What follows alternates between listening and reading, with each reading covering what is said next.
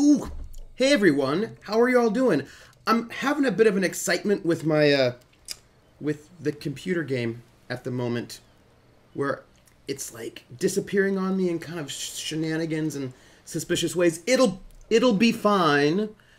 Once we start, I think it'll be fine. It's just being a little bit mysterious at the moment. It's fine though. Hey everyone, how are you doing? What is new and exciting? Woo! Artie Snack! It is me, Trooper SJP, and this is the Academic Foxhole. Here we all are hanging out, and Tommy Christmas! Oh my gosh! Krellin, Artie Snack, Ice Bunny, Jer, Tommy Christmas, Baron Tor, all of the peoples! How are you doing? I made an executive decision earlier today that may have been a bad decision, but I stand by it. I took a nap today. I was meeting a colleague, right? Met a colleague, did some work, came back, decided to take a short nap. Then I woke up and I was like, you know, because naps are like not great things because then they make you tired. Anyway, I'm up, I'm ready. Krellin's like, no, naps are good. Tommy Christmas is that big of a star. His last name is Christmas, so of course he's a huge star. Yeah, naps are good, but then they're hard to get up from. So anyway, I got up, and then I was trying to work around with my computer, and you know, because right now I've got you take it back. Naps are the best. See, I don't know. I like naps that are 4 hours long, which are not really naps. They're just more like sleeps. And, oh, I'm sorry that I stole your nap today. I'm sorry about that. Anyway, like I'm saying, I didn't get a sleep. I just got a nap. I was like, I don't know. It's like a 40-minute nap. I know. So I didn't sleep. I just took a nap. It was like maybe 40 minutes. And it was, I stole Krellin's nap. Oh, I'm the worst. Anyway, the point is, I took a nap, not a sleep. And so then it was a little complicated. But anyway, then, right before I was going to stream with you all, you lovely people, I got emails from work. And I was like, ugh. Do I answer these emails right now? And then I decided to answer some of them, but then I stopped answering them. I was like, know what? I'm not going to answer any more work emails right now. I'm going to stream. I'm going to be with my battle buddies, and I'm going to stream, and it's going to be great. And so that's what I thought. Your kitty is napping next to you under a Christmas blanket. So there's a cat and a Christmas blanket. There's Tommy Christmas. I feel like, ooh, the name game. I said, let's play a game. I bet you I can make a rhyme out of anybody's name. The first letter of the name, you treat it like it wasn't there. And then a B or an F or an M will appear. And then I say bow at a B, then I say the name, and then banana, fan, and foe. And then I say the name again with an F very plain, and a fee, fi, and a mo.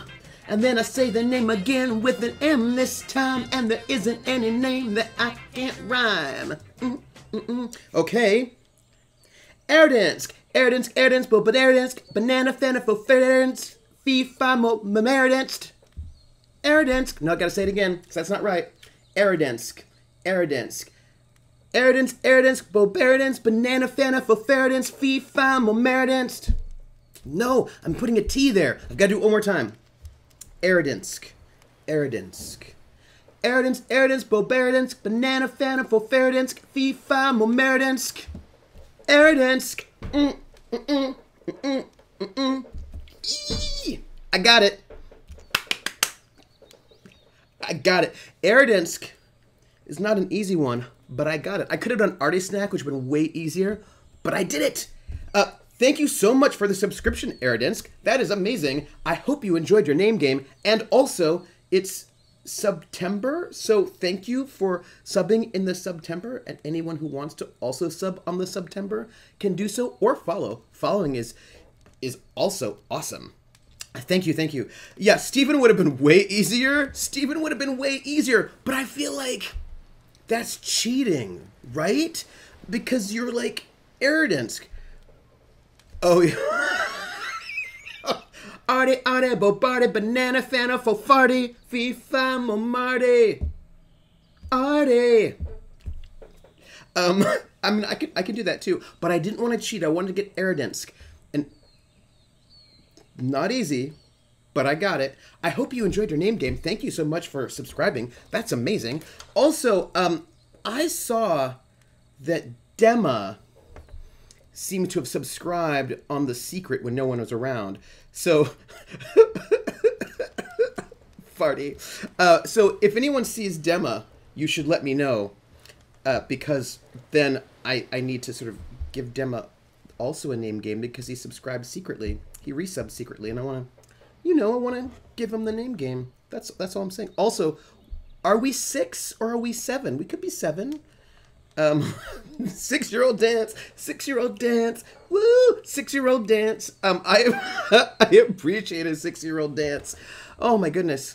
What else do I want to tell you all? So, farty, bobardi, banana, phantom, fo farty, fee, fine, mo marty, farty, boom, boom, boom, boom. I don't know. I feel like if I can sing the name game with you all, I think my life is pretty good. I think that's just really... Oh, see? Krellin knows. That's exactly how 6-year-olds dance. Sometimes they dance like this. Sometimes that's how 6-year-olds also dance. But 6-year-old dances are great. I think it's... Oh, and Contador, how are you? We are doing this 6-year-old dance because Artie Snack did the sub today. And so we did the name game. And I did it at first, Aradensk, which is not easy to name game, but I did it. 3 tries, but I got it. But then he's also known as Artie Snack. And Artie, when you do the name game, gives you farty. Ooh. So, that's exciting. I am 16 going on 7. What I want to tell you all. So, news, I've got work email to do. Whatever. Also, my Tal'Dorei campaign setting came in the mail, so that's really exciting. What else is exciting? I feel like there's something else. Oh yeah, I went and I ordered. Modifius has a setting called Achtung Cthulhu, and it's Call of Cthulhu in World War II, and it's made for Call of Cthulhu, I think 6th edition, and also Savage Worlds. But they have a translator, a transformer. They have a translator. It's not the right word. Anyway, they have a source book that lets you use Fate instead of either Savage Worlds or Call of Cthulhu for the system. And I thought, I'm going to get it. So I got it. It's coming in the mail. But I also have the PDF. So I can just check it out because I'm interested in seeing things. That's interesting. Today we're going to play the Beginner's Guide. And I'm supposed to go to this thing at 7:30. And I just don't know if I am because I've got to do this stupid email now that came in. And I just... Yeah, so I just don't know how I feel about it. We're gonna play, and we're gonna see how I feel. That is what's gonna go. That's what's gonna happen. What else did I want to tell you? Also, I'm just not seeing any chat going on right now. I hope that you all are still. I hope you're not chatting and I'm missing you. This is a question that I have because I don't know. I'm wearing my Infect shirt. I'm assuming that you all are... Oh, good. No, I see you. I see you. You are... No!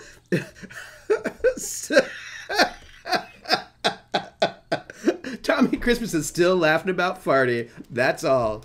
What else? Oh, so I got the Tal'Dorei guide. I got the Achtung Cthulhu converter to Fate Core. I feel like... Barontor, I honor you. I feel like... oh, yeah. All that Equifax business. One of these... Like, I suppose tomorrow I'm going to have to make all those phone calls to freeze the credit rating and all that business. And everybody's going on about it. And that's the worst. So sad. So sad. So we're going to play the Beginner's Guide, which I have not played at all. So I don't know what it's like. But I know it's by the people who did the Stanley Parable. And I really liked that. So I've heard good things. Now, I also heard that it makes us really thoughtful. Like, will want to talk about it a lot afterwards. So I think that's probably true.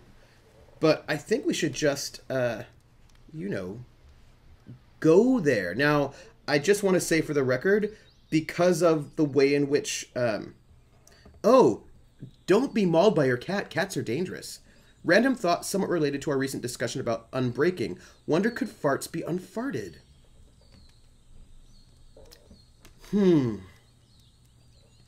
Unfart my heart. Say you'll uncut the cheese. Say you'll not fart and walk out the door and fart no more. Unbreak the fart. Unfart the fart. I'm just going with you, Encantador. You started it. If anybody asks, that was your fault because you unfarted the fart, right? I'm going to just I don't even know. I don't know. Just we're gonna switch over to the screen that will allow us to watch the beginner place, but you won't be able to see it because it's not like up in some kind of weird, crazy way. But what you will see is a little bit of Lydia and Diana from the 1984 TV show miniseries V. That is just there. That is my backdrop screen, my screen image, my. You know what I mean. And also way too many files on my desktop. My desktop screen. If you did it into a vacuum and put the vacuum in reverse, you could unfart the fart. Maybe. Thank you, Artie Snack. Desktop wallpaper. You know, you take a nap for 30 minutes and then you no longer have any vocabulary whatsoever. And that is just how life is. Desktop wallpaper. You're going to see amongst way too many files on my desktop, you will see Diana and Lydia on my desktop wallpaper. But, and then it's called an enema. I don't even know if an enema will let you unfart a fart. We have to talk to Tony Braxton about this. It's clearly what we have to do. Oh my goodness. All right. So, Fizzy Bubbles was our newest follower. People want to follow along, but we're going to do the beginning place. And, oh, I don't even want to later. Remind me tomorrow. Okay. We're in it. You can't see the game at the moment because I've got to do this thing over here. But you can see Diana and Lydia because now you can see the beginner's guide. Oh my goodness. So I'm really excited because I like the Stanley Parable. And the game got a lot of good reviews. And I think we will be really... I'm excited to see what will happen. Let's go. Oh my goodness. The audio is on. I think they can hear it and everything. Controls. All right. WSD. Okay, I'm ready.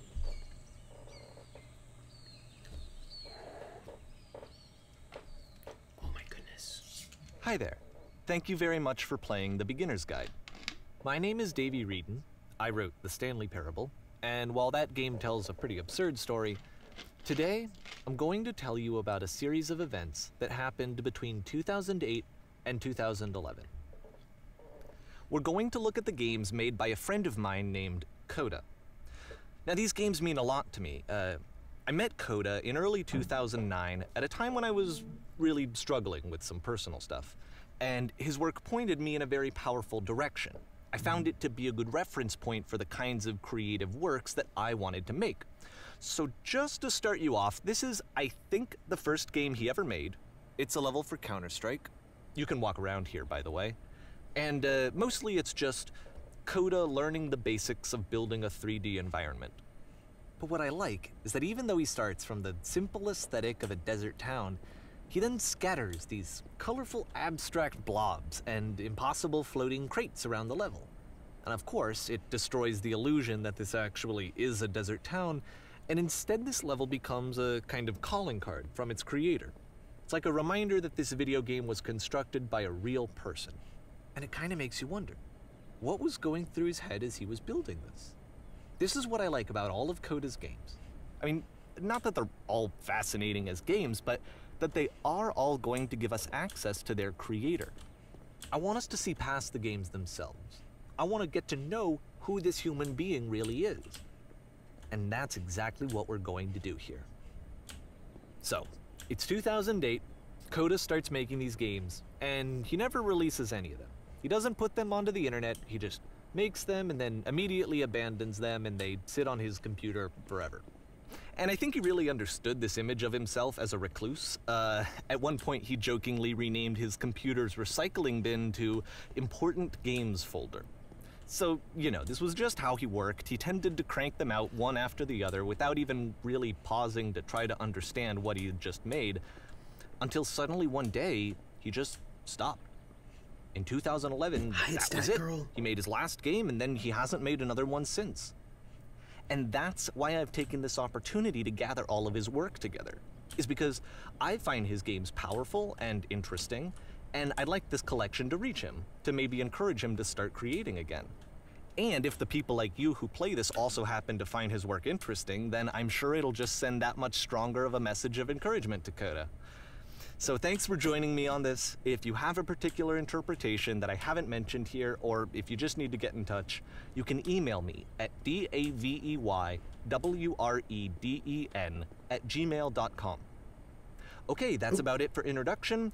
Let's take a look at Coda's first proper game. As each game is loading, I'll show you the date that it was completed.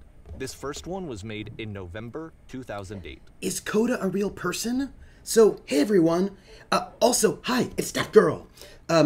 Is Coda a real person, or is Coda not a real person? I have questions. Also, Unfarted would be a great action encountador. Unfarted, the game, Lost Legacy, Lost Cheese, that should definitely be a game. There should be a whole game series about unfartedness, which, you know, diamonds, daisies. It's that girl, 42. Okay, so Coda is not... I figured that Coda was not a real person. That was my suspicion. So Coda is not a real person, but we are exploring the games of this fictional person to... all right, bye, to figure out who this person is. All right. I got it. So we're trying to sort of think about these games as a window into the mind of Coda. All right, we have looks like a sort of a sci-fi whisper machine. Status active. Evacuate immediately. So, oh, Warning. Whisper machine active. I have a gun. Oh. This game is called Escape from Whisper, and it's one of the more generic games you'll see from Coda. Oh, yeah. No, that Star Trek holodeck texture would have been really good. Can I shoot things? Apparently I can. Okay. Well, let's head right... Oh. So here we get strange floating walls and rocks again. It's alright. You go the other way. So this part of like, oh, do you think I should shoot the pew-to-pews? I can shoot the pew-to-pews. I can do it.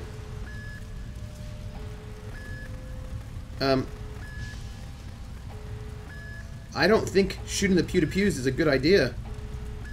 Also, I think I'm out of bullets. I think I'm out of bullets, everybody. And I don't think I can reload. Woo. I'm out of bullets. Okay, we have to evacuate immediately. Also, no more bullets. So this is sort of like a generic sort of first-person shootery kind of space excitement. Oh. Security call reached. Hostile alien life form inbound. I'm the hostile alien life form? It kinda looks like this game was abandoned mid-development. For instance, you have this gun, which you'd think would indicate that there are supposed to be monsters or enemies somewhere, but then clearly there are no enemies anywhere. You can't even reload the gun when you run out of bullets. But ultimately we don't really know. Maybe Coda thought that actually it was complete the way that it is. And I think that we should talk about his games for what they are, rather than for what they're not. Okay. Enemy force neutralized. Begin ship evacuation. That's interesting, to talk about the games for what they are rather than what they're not. I love how you can see the bottom of the universe from this room. What does that mean, to think about a game, for what it's not, rather than for what it is rather than that's what it's not? Like hello, bottom of the universe. Oh, you can, look at that right there. You can see like the little, the way the texture is kind of square, right? Like there's a corner right here. This is the seam of the universe, it looks like, for the textures. So it's interesting because I have, well, I mean, it's tricky because we're being meta here, right? I, generally speaking, tend to think that you should... See, I tend to think when doing criticism, you should try to judge or assess a thing for what it's trying to do rather than not what it's trying to do. But that's not the same thing as for assessing it for what it does, not for what it doesn't do. Apparently the space station has a labyrinth on it. Sure, I don't know. There's really no reason for it that I've ever been able to discern, so in the interest of time, I'm just gonna skip you on past it. Oh, okay. That's interesting. So now we have this curation experience where the creator of the game is going to sort of bring us past things. So that's interesting. What is around the corner of the universe? This is the part that's interesting. Okay. The game has this narrative about the Whisper Machine and how it has to be turned off, and then you get to the engine room. This is really interesting how the creator... Hey, you there, in the engine room. You could save us all. That beam is powering the Whisper Machine. We could disrupt it by introducing a great enough heat signature. If your body could stop the beam. It's so much to ask, but for all of our lives, would you do it? Could you give yourself? Well, yeah. Well, I don't think this is the creator of the game. It's someone who's a friend and or... Yes. Well, I mean, it's tricky, right? Because I think the person speaking is supposed to be the creator of... All right, sorry. We're going to get Inception here for a moment. So, Coda is making these games... This is not a branching point, unfortunately. The only option is to step into the beam. No, that's fine. So, Coda is making these games, and this person who's a friend or fan of Coda is talking about it, but the person who's talking may also be the creator of the game that we are playing, right? Do you know what I mean? Do you know what I mean? Because we are playing a game about playing games, and so playing a game level A about playing games level B, the Coda games are level B, and then the Stanley Parable game is level A. And so the person talking about, hey, Levi, how are you doing? The person talking about level B games, might actually be... Let me pause here for a second. What you just experienced, stepping into the beam and then dying, is probably what Coda had initially intended when he was developing this level. But when he first compiles and plays it, something goes wrong. There's a bug somewhere. And this is what happens instead. Oh.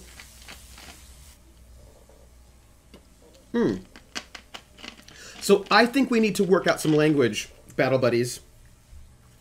Right? It's totally like this interactive documentary. So let's talk about A level, which is the beginner's guide, right? Which is the game, the meta game. And then there's the B level, which are Coda's games. Does that make sense? So we can talk about Coda's games, which are the B level, and then the beginner's guide, which is the A level. Just so we can keep straight what we're talking about. I think we have to go into this beam again. Oh. Oh. Wow. The beam causes you to start floating. And this is an important moment for him. Because yes, this is technically a glitch, but Coda identifies something human about it. Like how small it makes you feel in the face of this larger chaotic system. Or this floating could be the afterlife, a peaceful place, juxtaposed against all of the hysteria that you've just had to traverse. I don't even know. I have no idea what he was thinking, but what's clear is that after making this, something lodges itself in his brain. He wants to do more of these really weird and experimental designs.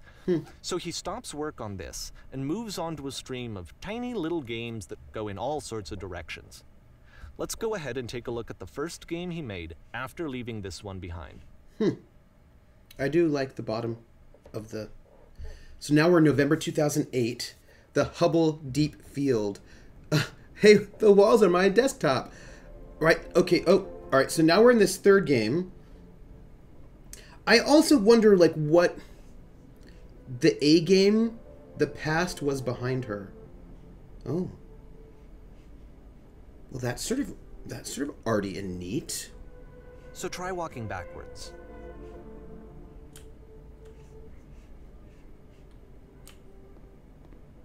Yep. In this game, you can only walk backwards. Huh. Punch Nazis. So, in this game, we can only walk backwards. Oh, hey, look at that. Sorry. Oh, I like the kind of, there's, sorry, like you can see this light down here. Why, I suppose it's a light. That's, first off, the past was behind her in that font, I think is really good looking and interesting.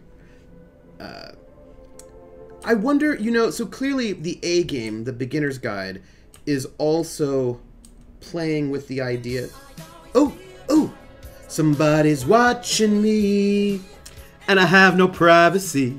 Oh, I always feel that somebody's watching me.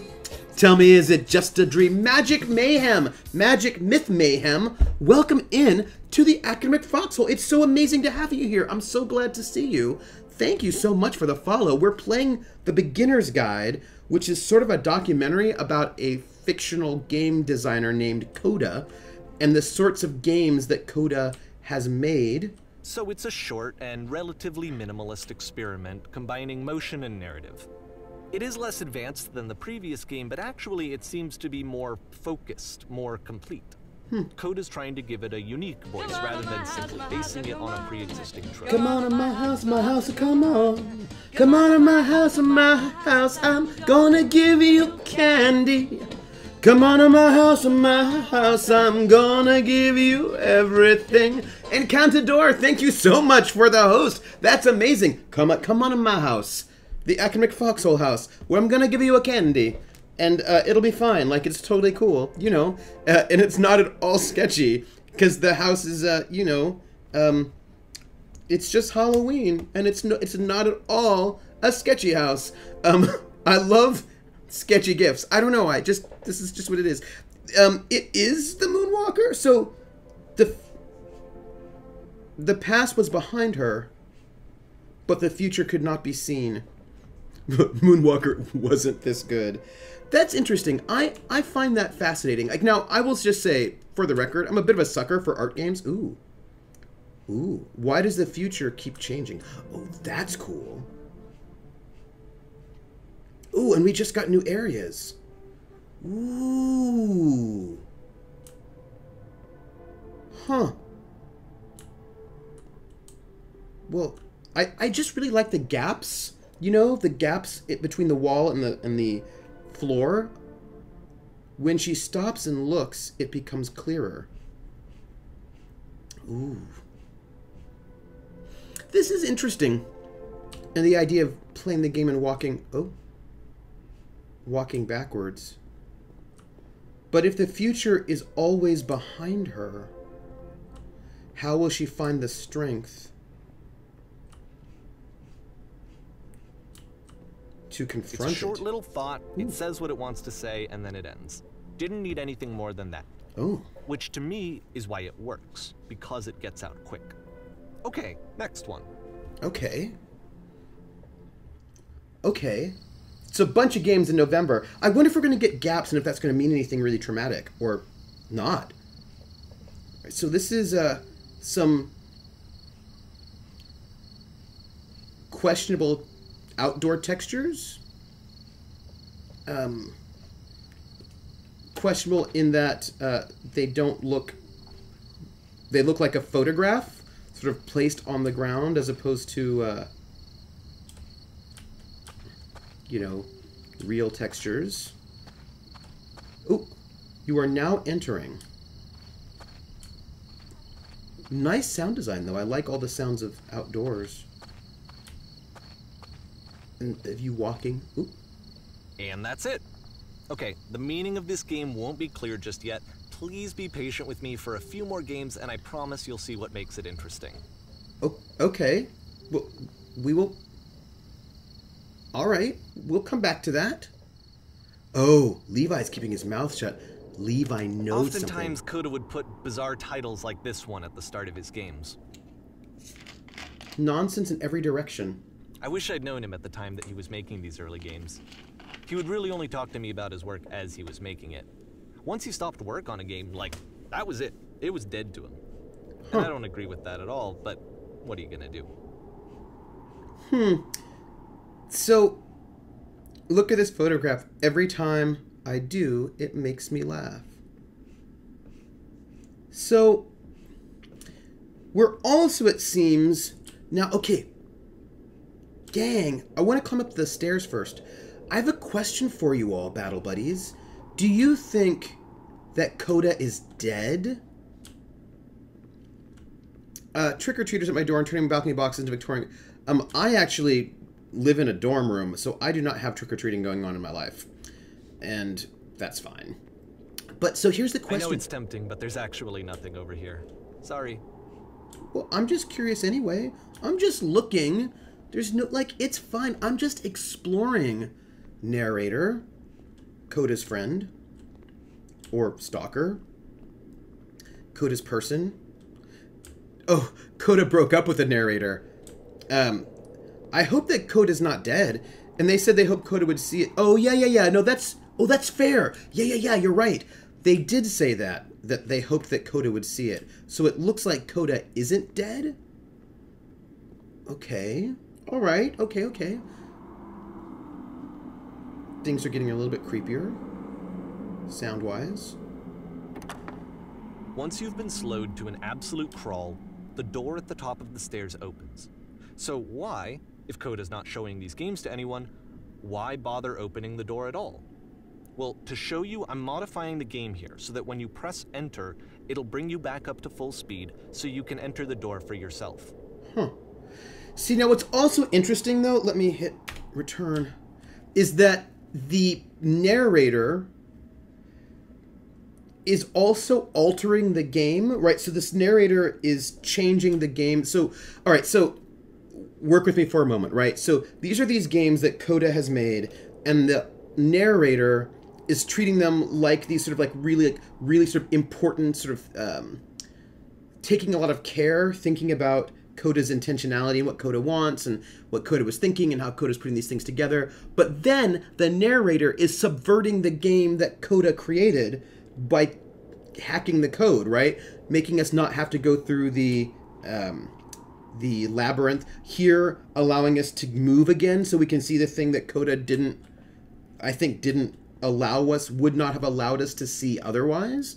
So right now the narrator is doing sort of code hacking to give us an experience of the game that Coda would not have given us, would not have allowed us to have. Oh. You start in a small room until you realize you can just walk through walls. The game is nothing but giant blocks of text explaining... that's warm and nice. What's happening? And filled with little ideas for games. That we weren't supposed to have. You play as a loud, bodiless Coda would sound. often tell me that he didn't mind if people thought of him as cold or distant. He said that he knew that he was actually a vibrant and compassionate person, but that it takes time to really see that. It can be a very slow climb to get there. Maybe that's true, Eridinsk. But what does it mean that we don't have to go through that process of actually walking slowly? Oh, sorry, we didn't get all the text, but they were interesting ideas. Yeah, it's interesting. Like now, I'm sort of curious about the relationship between the narrator, Ready Set Fish, and the game. right? This narrator wants Coda to see this and his commentary. But what is, like, I think that Krellin might be right about the breakup. So what caused that breakup? What's going on? What do we have here? Sort of like a lot of first-person shooter, military complex sort of style business. Okay. But now we're in a nice, sort of, we've got some good... Well, this is new for Coda. It's an actual puzzle. Go ahead and see if you can solve it. Narrator's a creep. I mean, look at this. Dude doesn't know. No means no. Well, I mean, but now here's the question. How did the narrator get access to all these games? Is my question. Right? Did Coda give the narrator all of the games? There's Leap of Faith.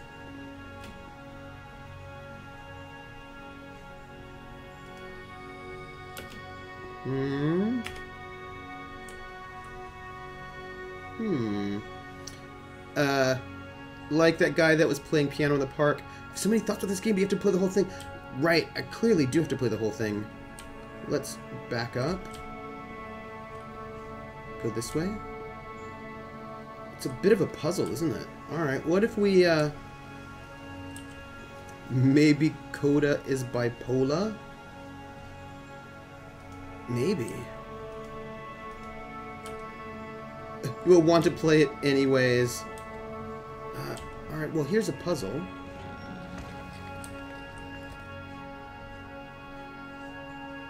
So... well, let's try again. Woo! Same space.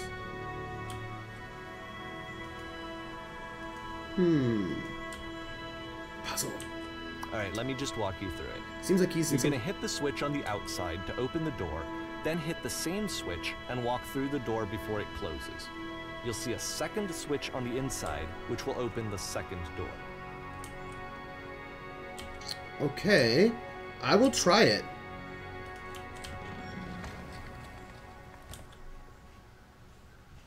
And then there should be, oh, another switch here. Don't forget that solution, because we're going to see this puzzle again soon. We're gonna see it a lot. Interesting. It seems like he is in some respects stating his own thoughts and opinions as Coda's. Oh, well, that's, like he's doing a, like, what are these things here for, do you think? I mean, he's doing a reading of his interpretation of Coda's thoughts and feelings. We don't know, we won't know what Coda thinks, right? We just get him as an analyst, right? As an interpreter, and thinking, okay, well, what do we, unless Coda shows up and, like, freaks out, I don't know. So, I mean, it's interesting to see his interpretations of Coda. So that seems to be it, right? You walk down a corridor, you solve a puzzle, you get to the end. Simple enough. Alright, now I'm going to modify the game again, so that when you press enter, it'll remove all of the walls from this room. See? Right, this is what I mean, right here, where he's modifying the game so that things happen, right? So, like, okay, so this is, like, but wait, just work with me for a moment, right? So, in the game that Coda made, this is what we get. The narrator is changing the code of the game so that we can see things, we can see all of this. But Coda made all of this. How about that? There was more to it than we had any way of knowing. I actually find it funny that this game comes after the Stairs game, since they essentially convey the opposite idea. So, in the Stairs game, a dull exterior concealed a rich interior. And then, in this level, a dull interior hides this fantastic outer world.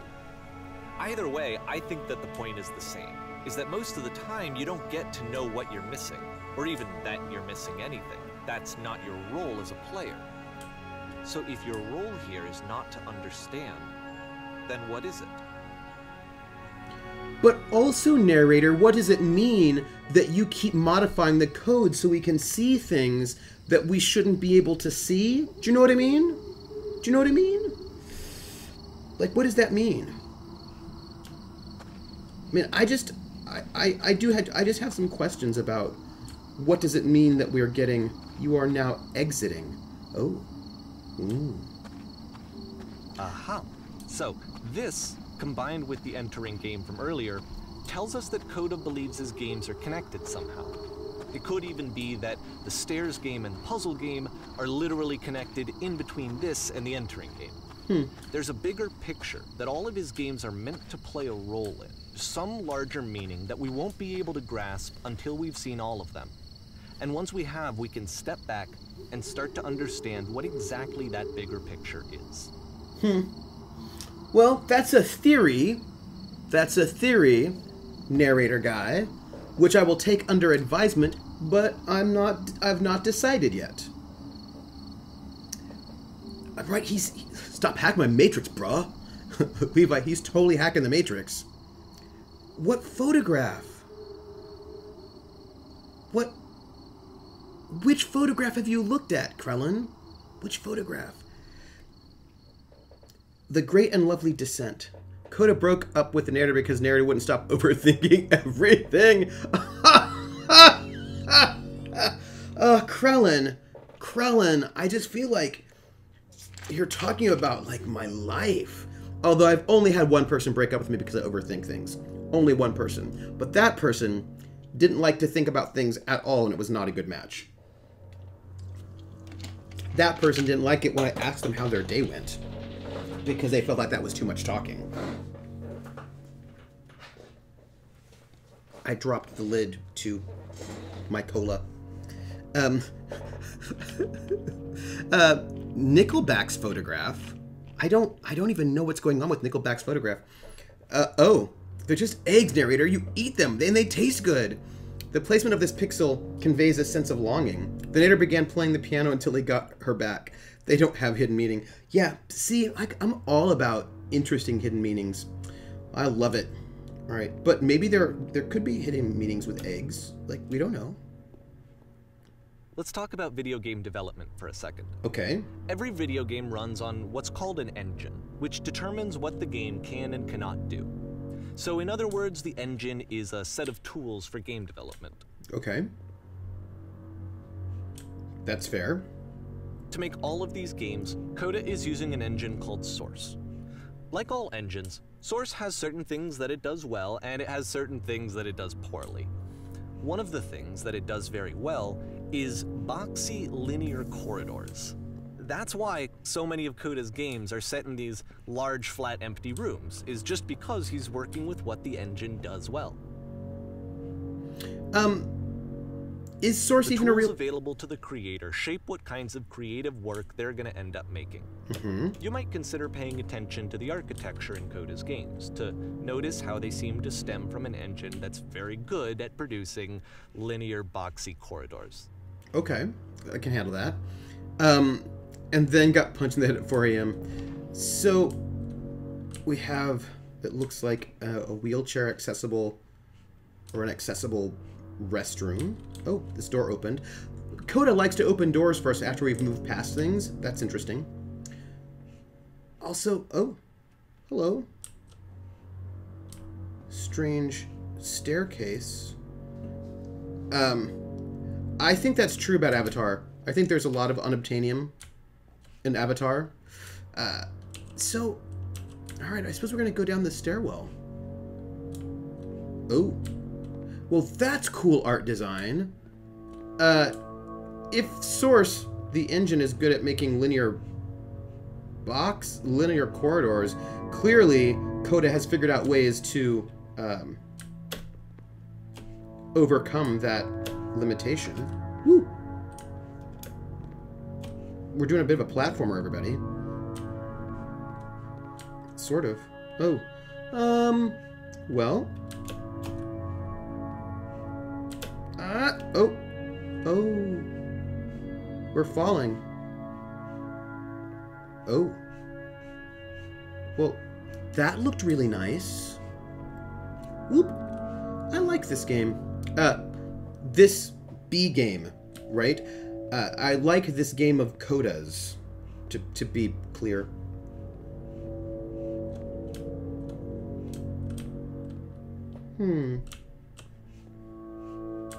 Okay. Where are we, do you think? Well, wherever we are, it's pretty. The light's really nice. I mean, this texture looked great. Is this some sort of... What do you think this is? Hey, something happened. Do you think this is a prison? But it also sort of looks like... I love the sound design right now. It also sort of looks... Oh! That was a gate that opened. Or changed.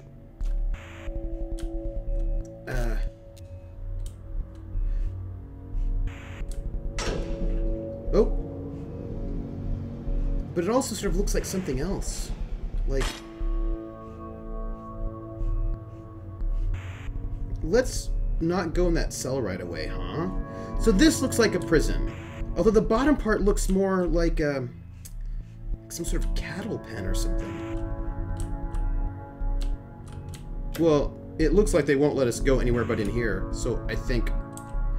I thought Avatar was about sealing the name of better things. Yes. This prison, funny enough, in Coda's original design, the doors stayed shut for a full hour before letting you go. If you don't mind, I think we're gonna skip that. See, this is so interesting. This designer is really interested... Oh, pardon me. This is something that he and I used to argue about a lot. You know, whether a game ought to actually be playable, whether it means anything if no one can get through it. And I would always defend that, you know, all this work goes into the game, why not make it playable and accessible? And so we just got into heated arguments over it, and there was one time that after one of these conversations, he went home, and a day or two later, he sent me a zip file entitled Playable Games that was full of hundreds of individual games, each of which was just an empty box that you walked around in and nothing else. Believe me, I played every single one of those just to find out if there was like a gag hidden somewhere. There wasn't. Interesting. So, we know that the narrator and Coda have had arguments about game design. I thought it was about a man's longing for dreadlock-based cloud giant sex. Cloud giant sex. Wait. Levi? You have words, so are we talking about dreadlock-based cloud giant sex, where the sex is itself quite giant and it's in the cloud, like the internet? Or are we talking about having sex with cloud giants, like D&D? Like, I just have some questions about how to parse your statement, because either way, I'm amused. I thought Avatar was about an airbender. Theoretical versus practical philosophy, it seems. Yeah, no, it's interesting, because, I mean, I think it's so clearly Coda having sex with cloud giants. Because clearly Coda doesn't think that games have to be playable.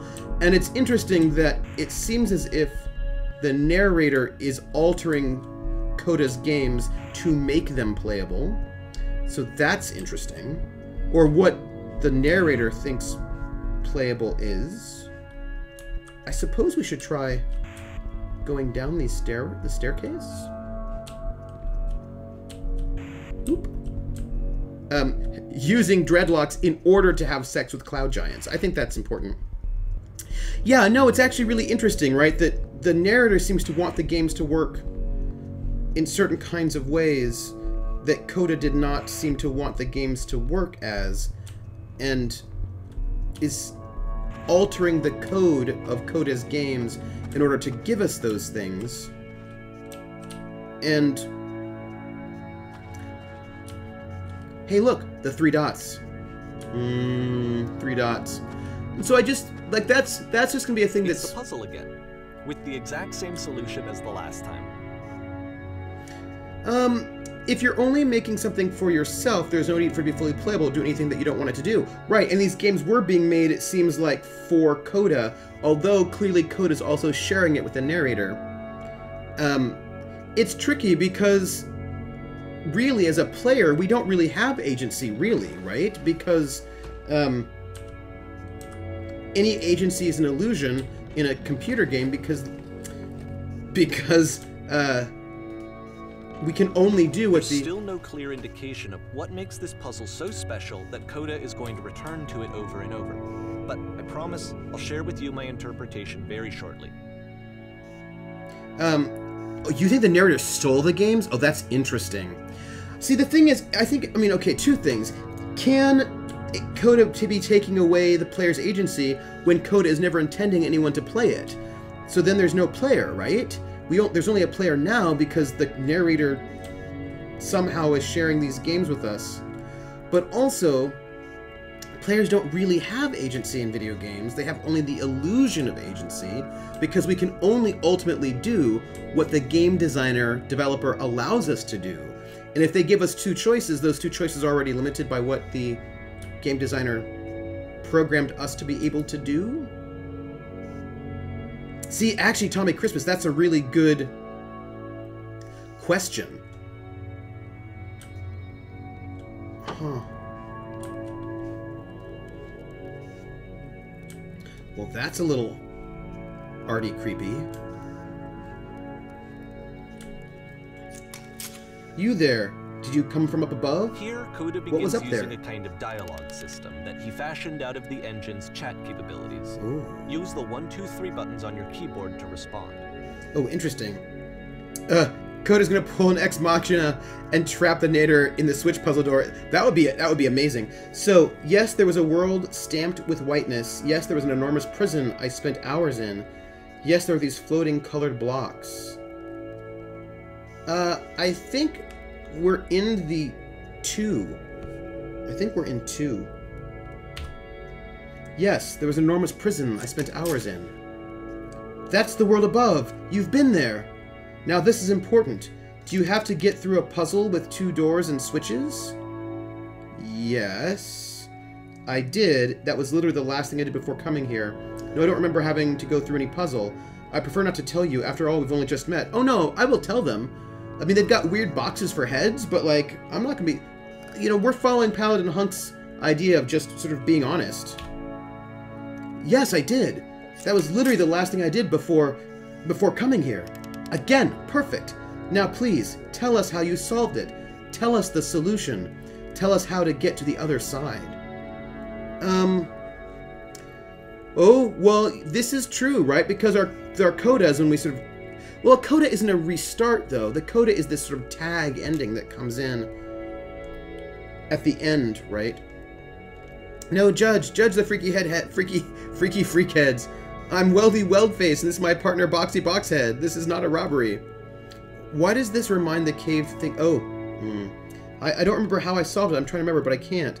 I didn't solve it. Someone else let me in. Trust me, you don't want to go over there. Oh! Hey, Coda. I see you messing with me. Well, 2 is a lie because someone else didn't let me in. Trust me, you don't want to go over there. I don't know if they want to go over there or not. I'm not going to go and tell them how they feel. So I will do 1. I don't remember how I solved it. I'm trying to remember, but I can't. You must think harder, please. Try to remember. It is so important that we get out of here. We must escape this prison. Can you think harder? There must be something more. Please, tell us how to reach the end.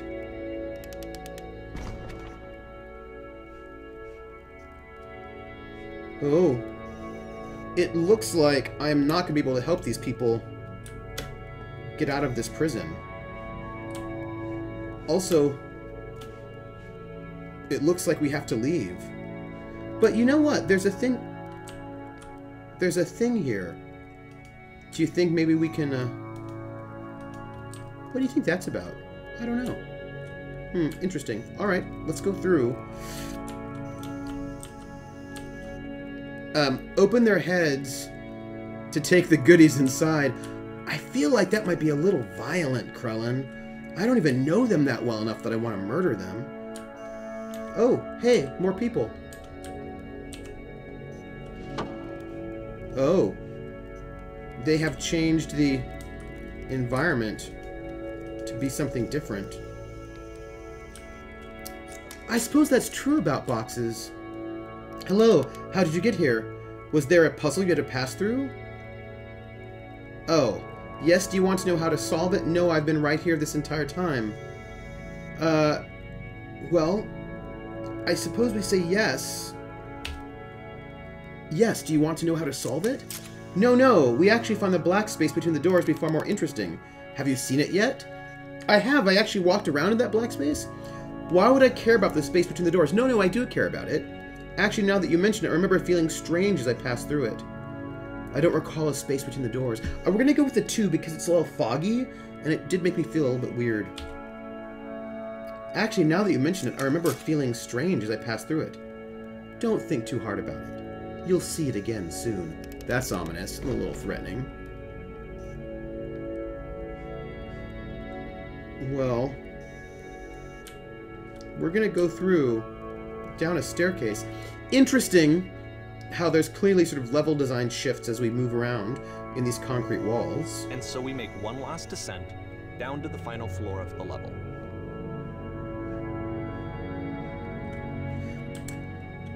Krellin, what if the narrator's super creepy? What if the narrator tries to murder us? I don't know. I'm a little concerned. Oh, that's nice. I mean, it sort of looks like an apartment complex. It's a lamppost. Okay, I can't tell you quite why, but for some reason, Coda fixates on this lamppost. It's going to appear at the end of every single one of his games from here on out. Huh. I'll tell you what I think.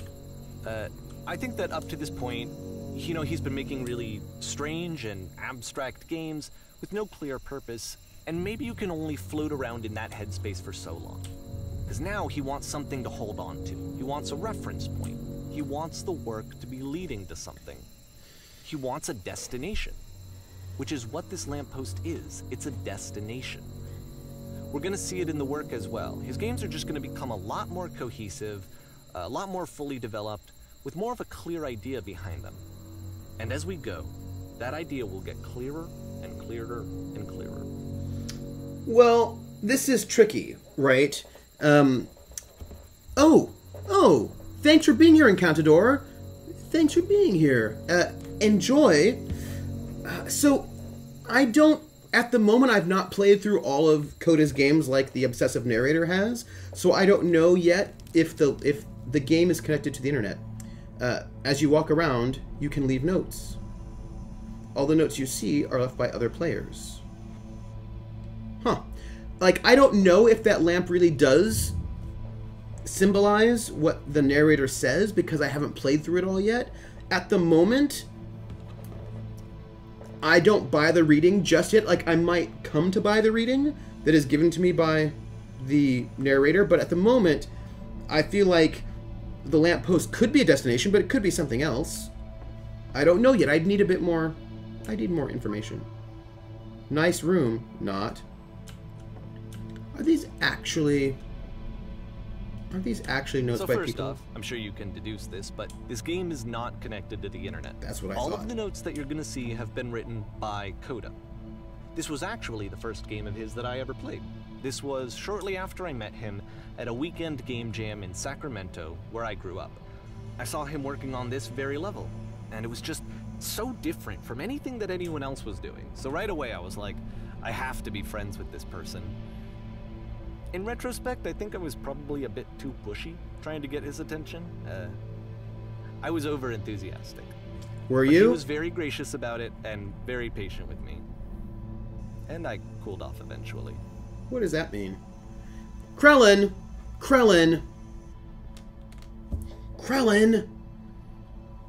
I'm kind of getting creeped out by this narrator, and it's all your fault. It's not your fault. It's the narrator saying creepy things. I'm sure it'll be fine. I don't know, though. Like, okay, so you guys met at a game jam, and you are admitting to being a little bit over-enthusiastic. How self-aware are you? Were you, like, only a little over-enthusiastic? I know, this is him being cooled off? I don't know. Like, you're doing a whole thing. Whoa, holy shit.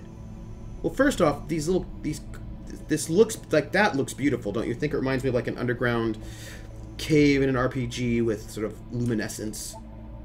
Can you guys hear me? Oh. Hello? reasonable. Oh, feel free to skip over any of these notes if they're not doing anything for you. Nothing extra is going to happen if you read all of them. Either way, to me they convey a sense of loneliness. I see this person who's filled with thoughts and feelings and beliefs and has no way to express them except as scattered and unheard voices in a game that wasn't meant to be played. Or are you projecting, narrator? Are you sad and alone? But it's ironic, isn't it? That in playing this game and seeing how alone Coda often felt, that we get to know him better and actually kind of connect with him. And I have to be honest with you, this idea is really seductive to me. That I could just play someone's game and see the voices in their head and get to know them better and have to do less of the messy in-person socializing. I could just get to know you through your work. I think this is why I always liked Coda's games so much, is because it felt like they let me have that connection. I felt as though he was inviting me personally into his world. And then I feel less lonely too. But is he actually inviting you personally into his world? How did you get access to his games? Are they is Coda sharing these games with you or no? Coda pendant. I mean, I just have some questions. Do you know what I mean? I have some questions. How is there wood and grass and concrete here? What the fuck? Bert's. Yeah, I just have a little bit of, like, I just don't know. I just saw a flying penguin. Let me tell you, it was the most majestic thing I've ever seen. I don't feel like living, because nothing will be as majestic as that. I never want to see again if nothing will ever be that beautiful again. I'm crying now and plan on ripping my eyes out. I must go now to do that. Do not be afraid. Do care. This game is no nice. I would like it when I could. Do you feel like a hero yet? Well, that's interesting. In a world full of notes, one man will read them all. This summer. Sorry. In a world full of notes, one man will read them all. This summer. You will believe blue speech bubbles can talk. Nice. All right. Who is this narrator? Cool cavern, bro. We're running out of space. Soon we will suffocate. There are many messages in this area. There are too many messages. Why? Hey, I can type here. The guy over there wrote much wrong. I'd rather be doing literally anything other than playing this. It's interesting that Coda... I mean, first off, I'm going to assume that our narrator is not lying to us and these actually are by Coda. It's interesting that Coda is placing critiques of his game in the game. Yeah, I know, Tommy Christmas. Is this codependency or what? What do we got going on here? I've got questions. Let's see if we can jump here. No, we can't jump there. So there's no jumping off. Yeah, I just have, like... I'm just all of a sudden, and it's all Krellin's fault. Doesn't mean Krellin's wrong. I'm just saying it's Krellin's fault. That I'm just feeling uncomfortable. I'm just feeling uncomfortable with our narrator. And maybe it's everything is fine. You know, maybe everything is fine. What the shit is this cavern? Boring. I can assure you, guaranteed, that there's an acorn somewhere here in this place, and the sailors are looking for it. He's a creep! Punch his face! I also sort of wonder, like, what this game is sort of saying about art games. Hey guys, just looking for someone to talk with. Sort of themes of loneliness are coming back up again. But then, I refuse to believe. Like, I also wonder, like, I just want to know if Coda knows the narrator, butt is playing these games. The narrator says that Coda made these for nobody to play. I need to go to the frickin' bathroom. But then the narrator also says that this is the first... Recognize me, please. This is the first one. I don't know. I've got questions. There's nothing here. Go back. Don't listen to that guy. A free t-shirt. Need other side. Die. Door. Why you so You know. Door how open. Open sesame. Makes game, includes door, cannot open door. Thanks. It happens. It's alright. Like, so many times we can't get through doors. Does the word coda mean the end of something or the build up to the end? Oh, so musically, so if you have a piece of music, right, and the piece of music goes A section, B section, A section, B section, right, or A, B, A, however that works, the coda is a little tag ending that goes on onto the end, right? So you could write, for example, if you're doing something that's like in a binary form that goes A, B, A, B, A, B, A, B, and you get little like a little you know, return like a repeat marks that will send you back. So you get this like, you know, repeat, go back to the front, repeat, go back to the front, or wherever you're going. Usually in a game like in music like that, there'll also be a little sign that's saying, you know, DS al coda, which means like, you know, when you get here to this little marker, skip that cycle, jump out and go to the coda, which will actually end the music for you. So that would be your coda in music, right? It's like a tag ending. You're going to be right back. You need to run some errands and head home. Oh, all right. We'll be back in a bit. Come back when you do. Someday I will meet the person who made this. Do you think coda is telling us about... I invented be back in a bit. BBAIB. I help people because of the internal good feelings I get. Oh, hey. Look at that painting. It's really nice, eh? New room. Yeah, yeah. Do you hear the chimes? They keep going, don't they?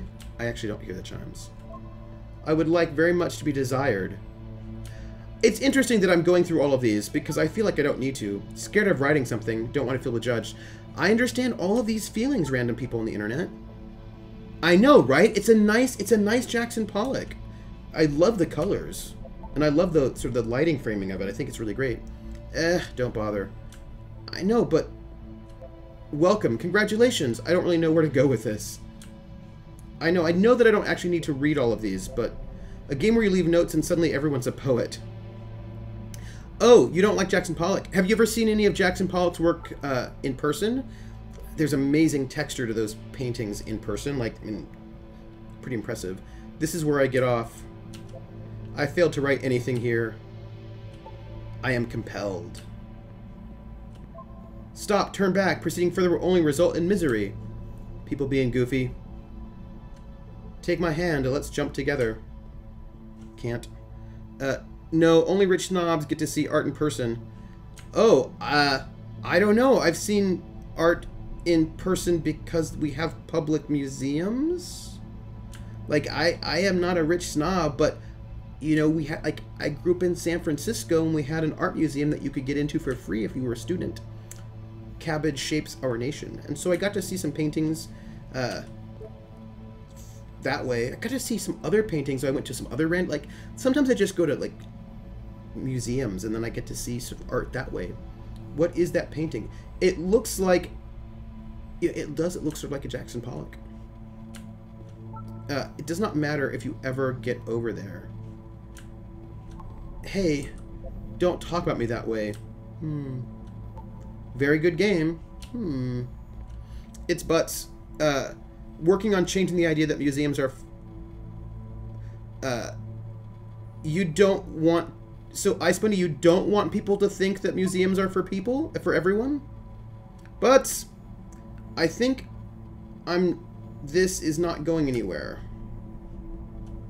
Next time, I will do better. I need someone to talk to. It's interesting to me.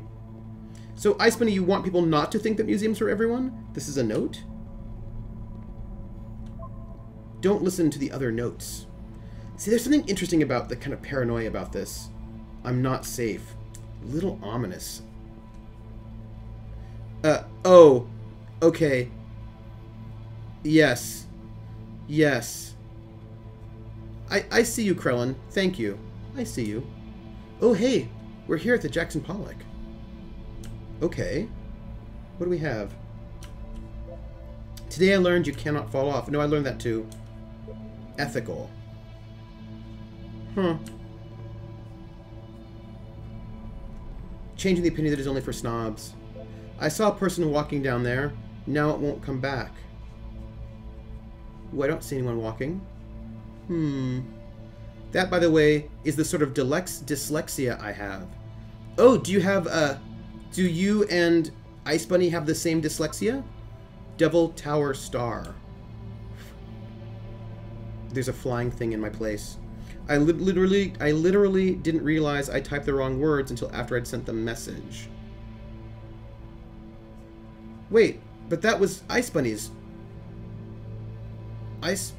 message. There's a period between that and idea. Oh, idea. Oh. That and museums. Idea at museums. I'm working on changing the idea. Museums are for everyone. Well done, all of you. I wonder if you and Ice Bunny have similar dyslexia. Painting, what does it mean? Well, you know, Jackson Pollock was really inspired by bebop. Stop faking it. And so sort of trying to create paintings that evoked the sorts of sounds that bebop jazz was evoking. So that's interesting as well. Whoever made this has issues.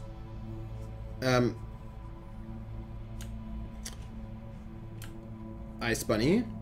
Hey guys, how's it going? Just hanging. Help, I'm trying to speak. I think it's about how things look messy from up close and perfect from far away. I have paint and a canvas. Yeah, so Coda wrote all of those notes. Should we be afraid of Coda? Well, but then again, people write all these notes for, like, other games. From up here, it looks just like dots. I really like this painting, though. The colors, I think, are really nice. I would have this, if I had this painting, I would put it on my wall. Cabbage shapes our nation.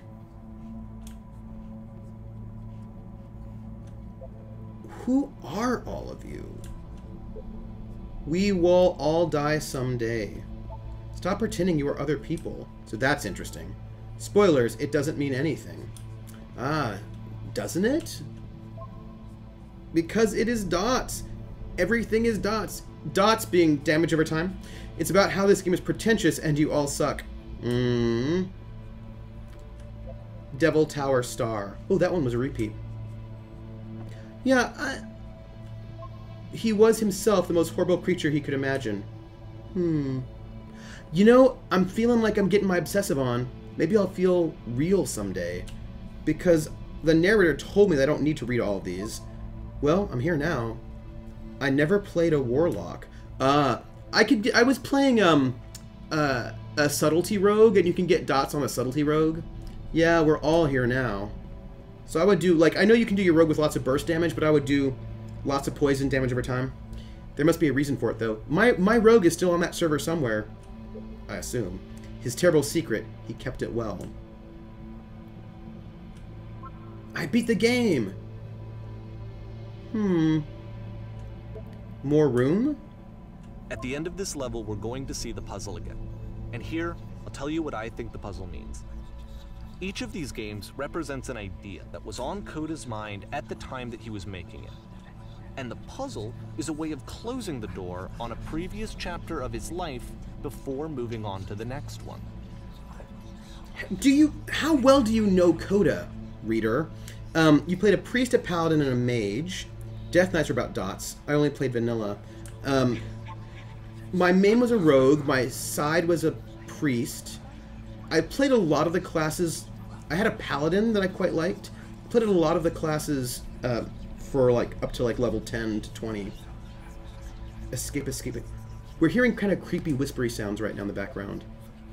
He cut it up and spread it between worlds. Almost there.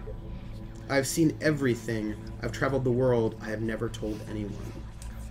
You played them all wrong. I played mostly Paladin and Vanilla. I quite enjoyed the Paladin. I don't think I've ever really played a fighter, though. I wish there were notes in the real world.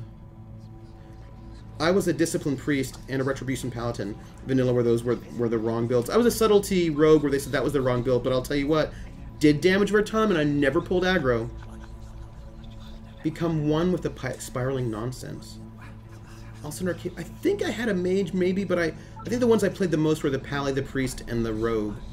Downward, keep digging. In each of his games, after exploring a theme that, he might find difficult, Coda can then place this puzzle that he knows has a reliable solution, he understands exactly how it works, and so it gives him a simple mechanism for moving on. Is it him or is it you? I mean, I'm just wondering, narrator. My brother was a Fury tank. Oh. I just assumed Coda is a program the narrator wrote to program games. I don't know. Or it's a person he's stalking? Does this puzzle have a solution? Oh my god, I've been here for literally an hour. What the fuck do I do? Help! Help! This doesn't make sense. The second door won't open. Shit, how do you solve it? Developer, answer please? And because there's this dark area between the doors, a space between spaces, before you move on, you get to pause. Just for a moment, a few seconds to reflect on and let go of the events that led you here. To step back and connect the pieces together. To grasp at that elusive bigger picture.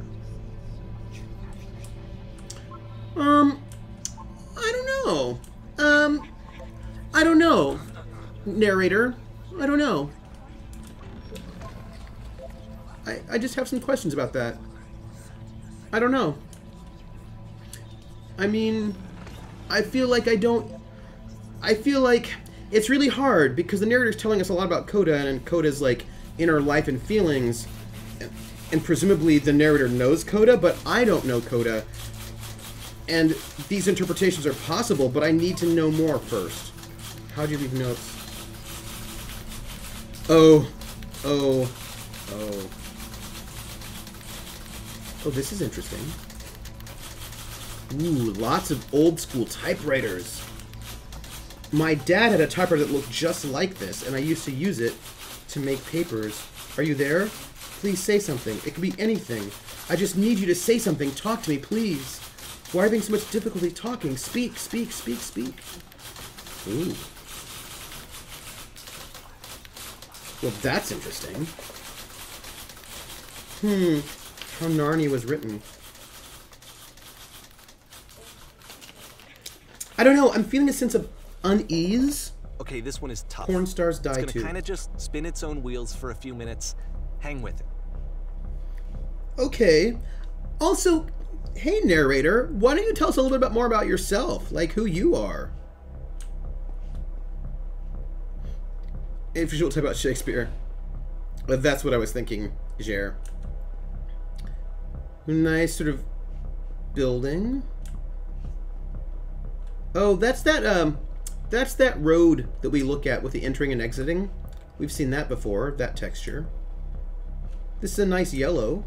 Oh, those circles are nice. Circles call back to our fake Jackson Pollock painting. So clearly Coda, if there is a Coda, is working through similar themes.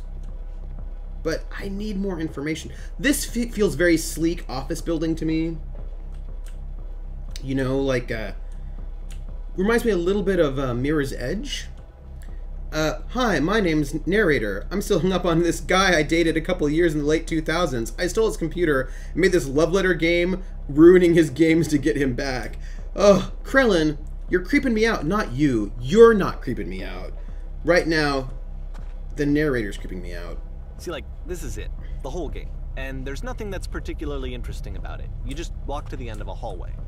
Except, for some reason, Coda gets really fixated on this prison that has all of this modern furniture. And I don't know why, but he decides he needs to revisit this prison. He's gonna start over, use the same assets, turn it into something else. Okay, cool. Here's version 2. Alright, well... Oh. Huh. Well, that's... What furniture ought to go in the center of the room? I'm glad you can't hear my evil laugh. Is the bottom... Oh, actually, you know, Jer, that's a really good thought. that we were at the bottom of that well? That's a really good thought. This is also, it's also interesting to me that the narrator thought of this as a prison, because when I was first in this room, I didn't think of it as a prison at all. I thought of those as being just like slats or blinds for the room. Like, I didn't actually think of this as a prison, so that's interesting to me. How about a TV with surround sound, or refrigerator, put a giant hole in the ground?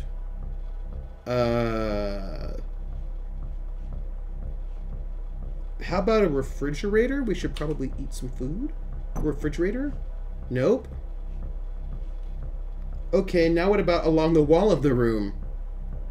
I'm a prison. I'd like a huge picture of a horse. Oh!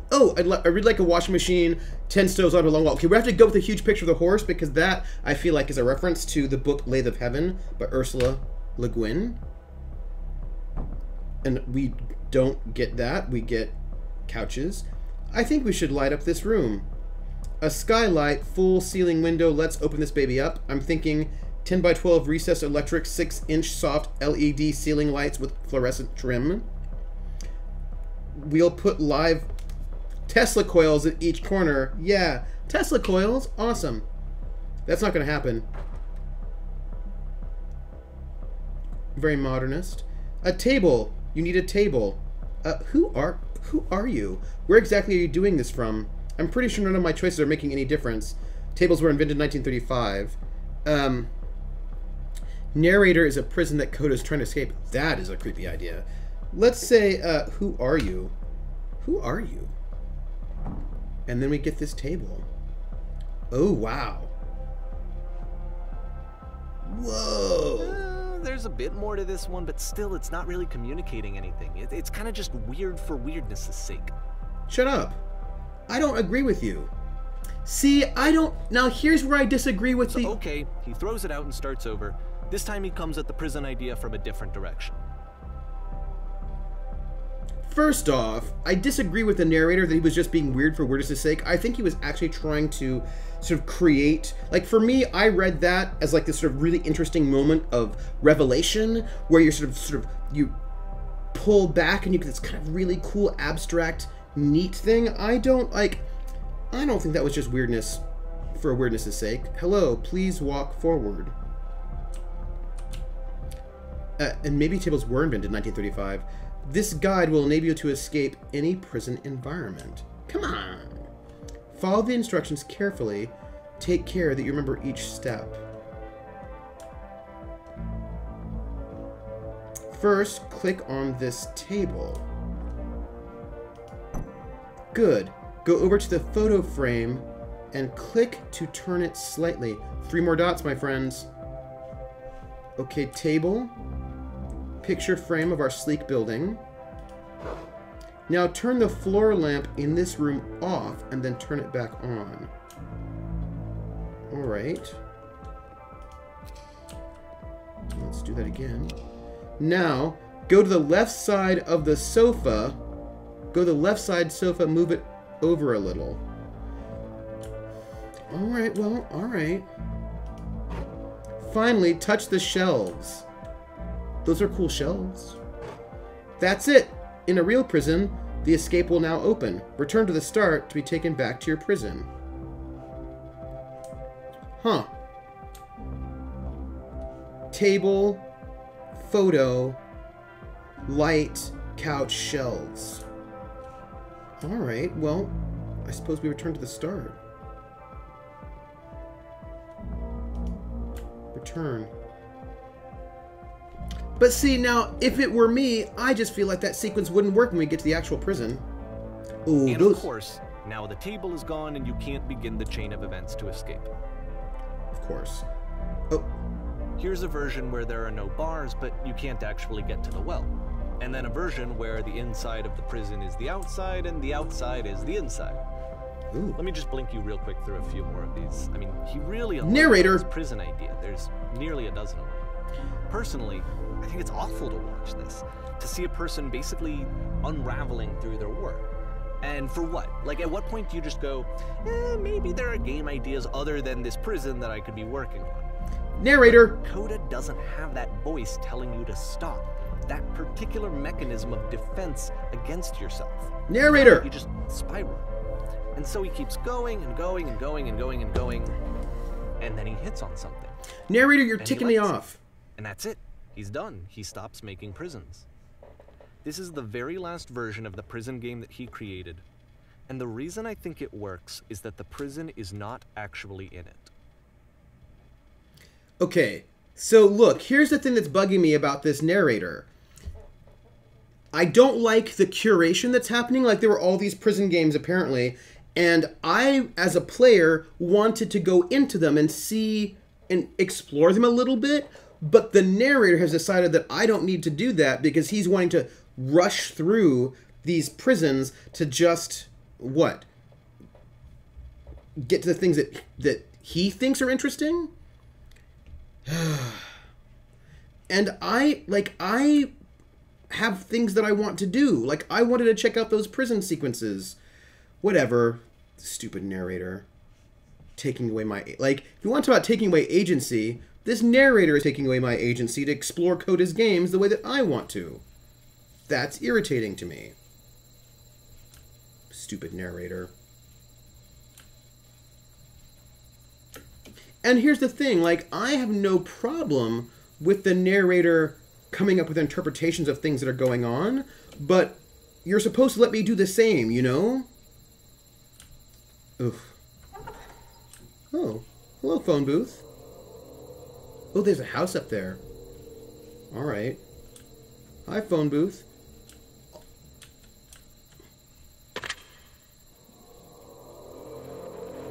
Hello? Who is this?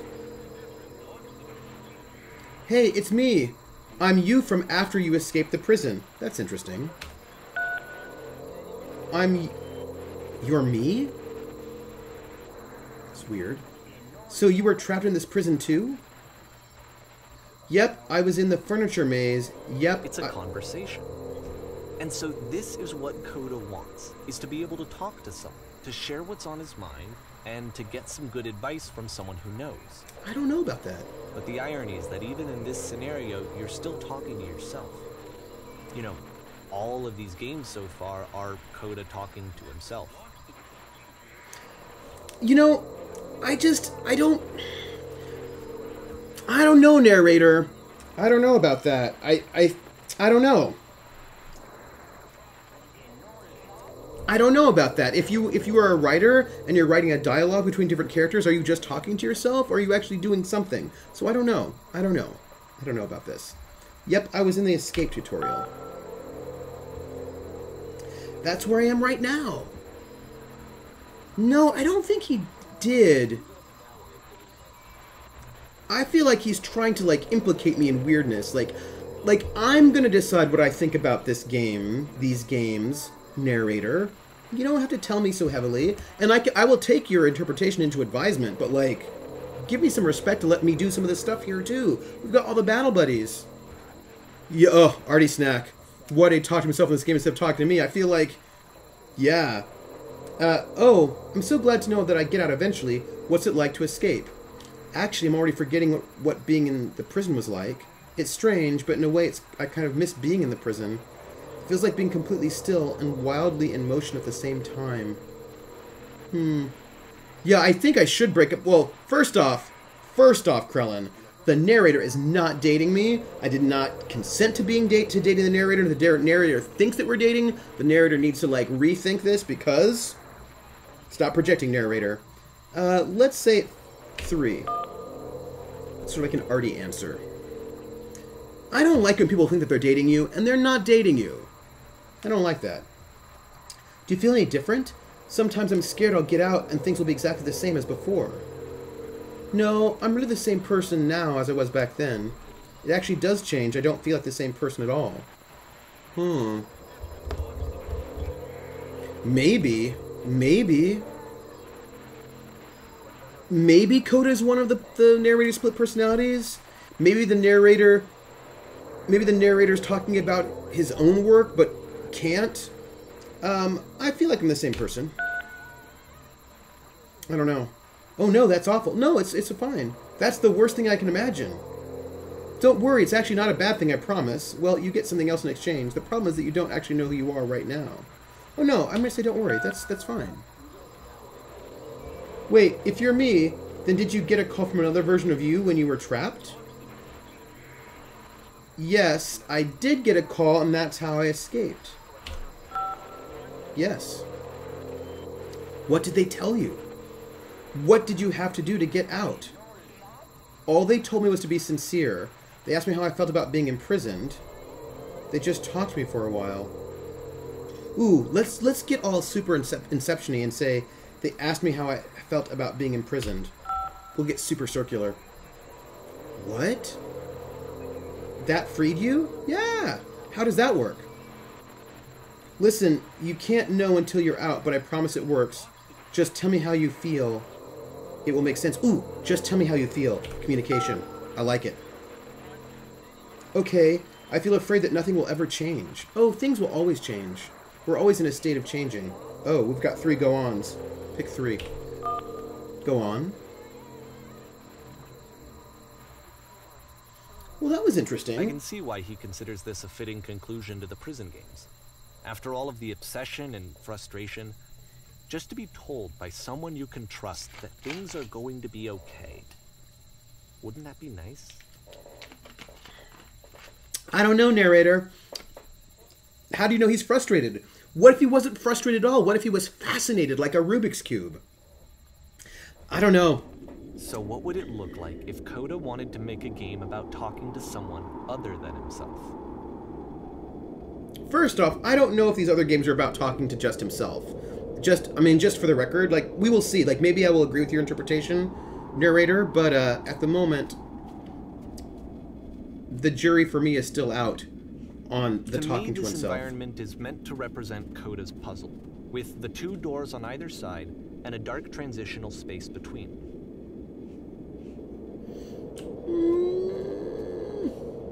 But what if I trust no one made of dots? Well, I think you should trust people made of polygons. Also, this is not exactly a dark space in between these 2 doors because we have this sort of warm apartment that even has a bed. So I feel like that reading is a little bit much. Ooh, look at those dots. Artie Snack, those are the 3 dots. I still say we're Coda. Oh, okay, let's look at this place. Somebody spilled black liquid, ink, maybe? Shelves? Some sort of fireplace. Well, this is nice. This is very pleasant. Well, my goodness, I'm glad as heck that you showed up. I thought I'd be having to clean the entire house by myself, and right miserable that would have been. Everyone knows lonesome hands make lousy homes. Hi, person. You'll notice that the quality of the art is a step up from previous games, including this new and improved chat system, which he started using from this point on. From here on out, he begins putting much more effort into the visual polish of his work, and this particular game took 2 months to create as a result. Coda. Somebody spilled Coda. Coca-Coda. Coda all over the furniture. Don't worry about me. A place this nice, I'll be glad to stay here all night. And lousy homes make home loaners. Are we cleaning this whole place? Let's say...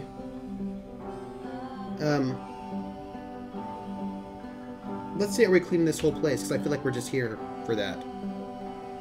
That's the story, little one. Oh, don't worry now. We'll be through this mess in no time. I promise you'll wish there was more. Why don't I finish up here? In the meantime, could you please clear the table? Hey, Levi! I just cleared the table. Much nicer. That's the table I want to see. Now, would you please run into the bedroom and make the bed? Sure, of course. I really like this place. Okay, I will tell you, I would not mind living in a house that looked like this. Like, I love the wood. Eat the plates.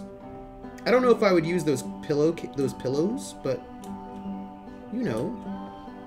Hi, bedroom. Like, this is a gorgeous house. Eat the plates. I'm like, there are bookshelves. I don't know what all these books are, but they look great. Look how great this place is. Make the bed.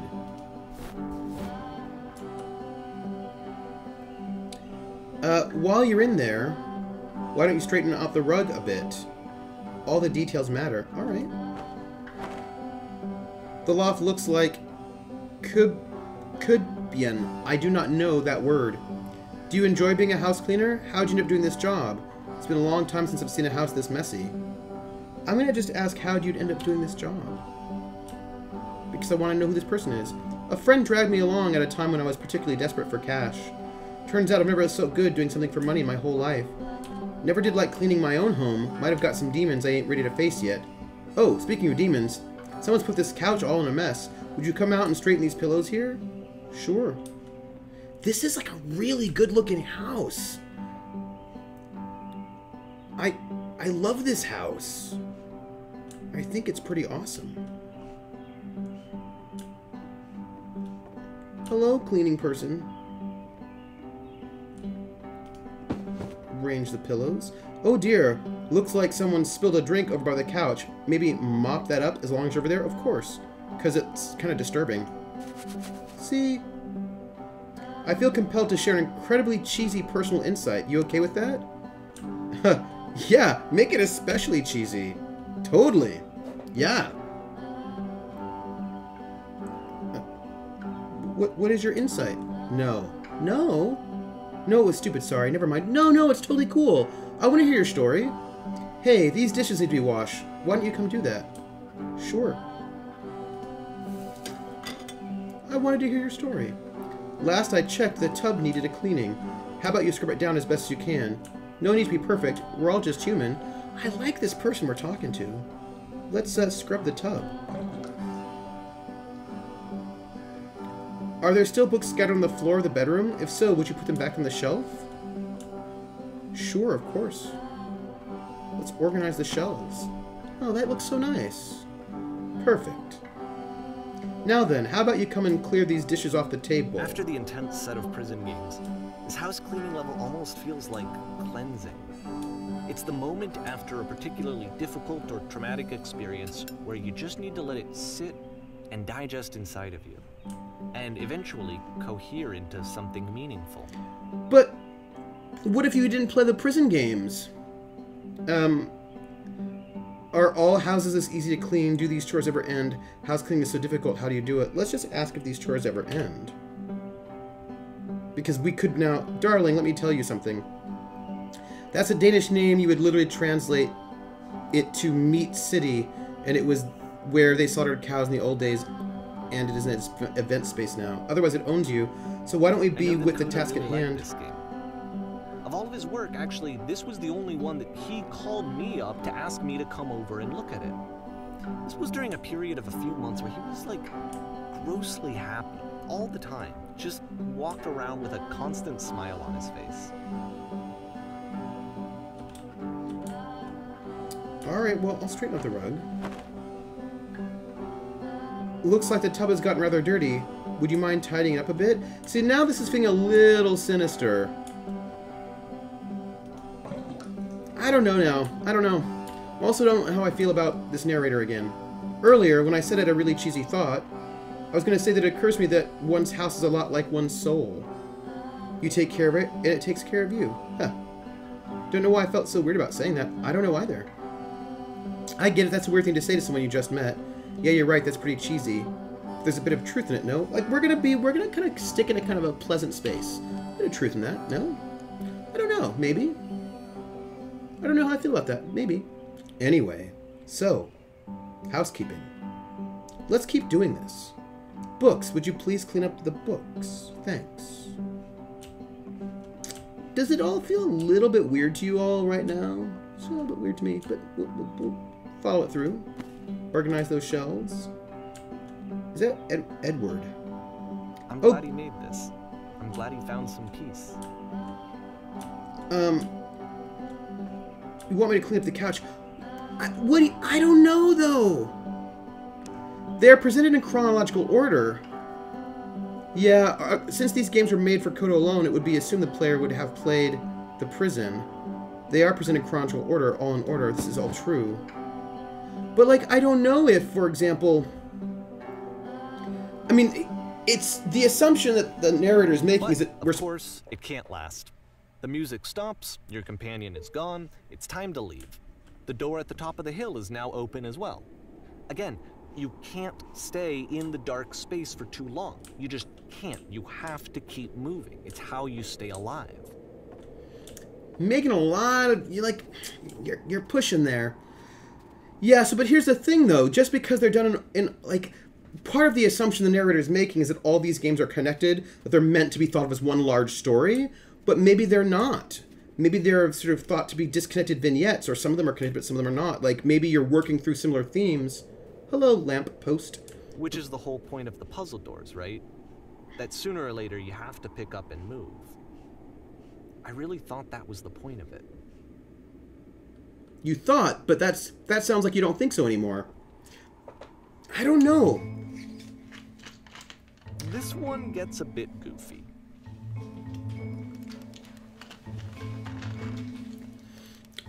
Hey, hello, lamppost. What you knowin'? Why did you come here today? Was it to improve your life? Was it to get a better job? Was it to make your relationships more meaningful? No. You came here to become perfect. This workshop is going to teach you how to be perfect. I want your friends, the people in your life, to look at you and think, wow, this person is a better human being than I am. Right now, who do you think about that way in your own life? Who do you know who is so well developed as a person that they make you feel disgusted with yourself? Compared to whom you feel useless, selfish, ungrateful. I intend to make you into that person. Perfection is within your grasp. And the question is not how do we do it, but how do we do it effortlessly? This is so About easy. halfway through the game, It is so perspective easy. shifts. It is so easy. Being perfect is effortless. Ooh. Ooh. And you play as the teacher. Okay. Suddenly, you discover that your teacher is just as bigoted and afraid as you are. Oh, and also you can move around the classroom now. Actually, Artie Snipe, that's a really interesting question. If they were never meant to be played by a player, then should we be looking at them from a player's perspective or from a creator's perspective? That's a very good question. What is wrong with perfectionism? Perfection is impossible to achieve, so perfectionism is only a way to stress yourself out, because nothing can ever be perfect. This is the key. How do I achieve it with no effort? On the way to work, I told an elderly person to start contributing to society. Kids should not follow dreams. Let's say 2. On the way to work, I told an elderly person to start contributing to society. Huh? Well, let me tell you right now, if it isn't effortless, then it's not the right answer. The head says listen. I still love you, it's just that you make me feel cold on the inside. Let's say that. These are creepy things to say. Thank goodness all of you perceive me as being wise and intelligent. Drinking is not hurting my life. If you are torturing yourself trying to find the right solutions for your life, you're not doing it right. I think the narrator is the player trying to determine the intent and headspace of the developer based on the games they make. Yes, that's theoretically what's going on, but I also wonder exactly what these relationships are. Well, it looks like I can't leave the... let's say if you're torturing yourself trying to find the right solutions for your life, you're not doing it right. I think you might be supposed to pick the yellow ones, but I don't know if I'm gonna always pick the ones they want me to. I noticed this black hole. I would like to visit it, but it won't let me. I mean, I do have some questions here. Do you understand that you won't be happy until you love me? This is for you. That's creepy. Ew, I'm developing a cyst. Gross. Seek out only one thing. What is the easiest, simplest path forward? Yeah, I'm not perfect. We're gonna say the really creepy one about the romance because I don't trust the narrator. Haha, just kidding. Anyone want to do some ecstasy after this? There is no truth, there is no path. Let's just go with the haha, just kidding. That's what we're gonna do. What if I'm not a good teacher? Do what is easiest, do what is simplest, feel what is true. Holy shit, you guys, something is coming out of the back of the room. Look out! Whoa! Wait. I mean, there is. We should say that. Because there's something, right? I mean, nothing, no one. It's coming for you. It's going to destroy you. Everyone run, run. I think we should all run. I think we should get out of here. I fell pretty hard for this one.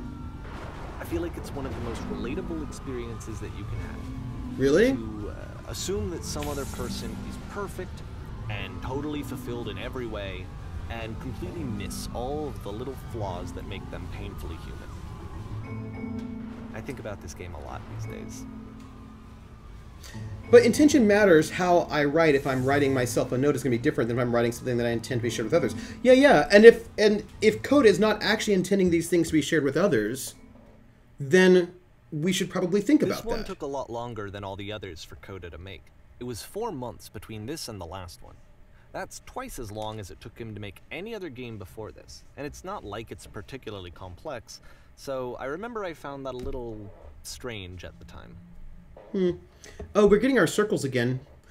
Yeah, so, I mean, intention sort of matters, but my point is that I'm agreeing with you, Artie Snack. Eridinsk, Bo Beredinsk, Banana Fanafo Feridinsk, Fi Mo Meridinsk, Eridinsk.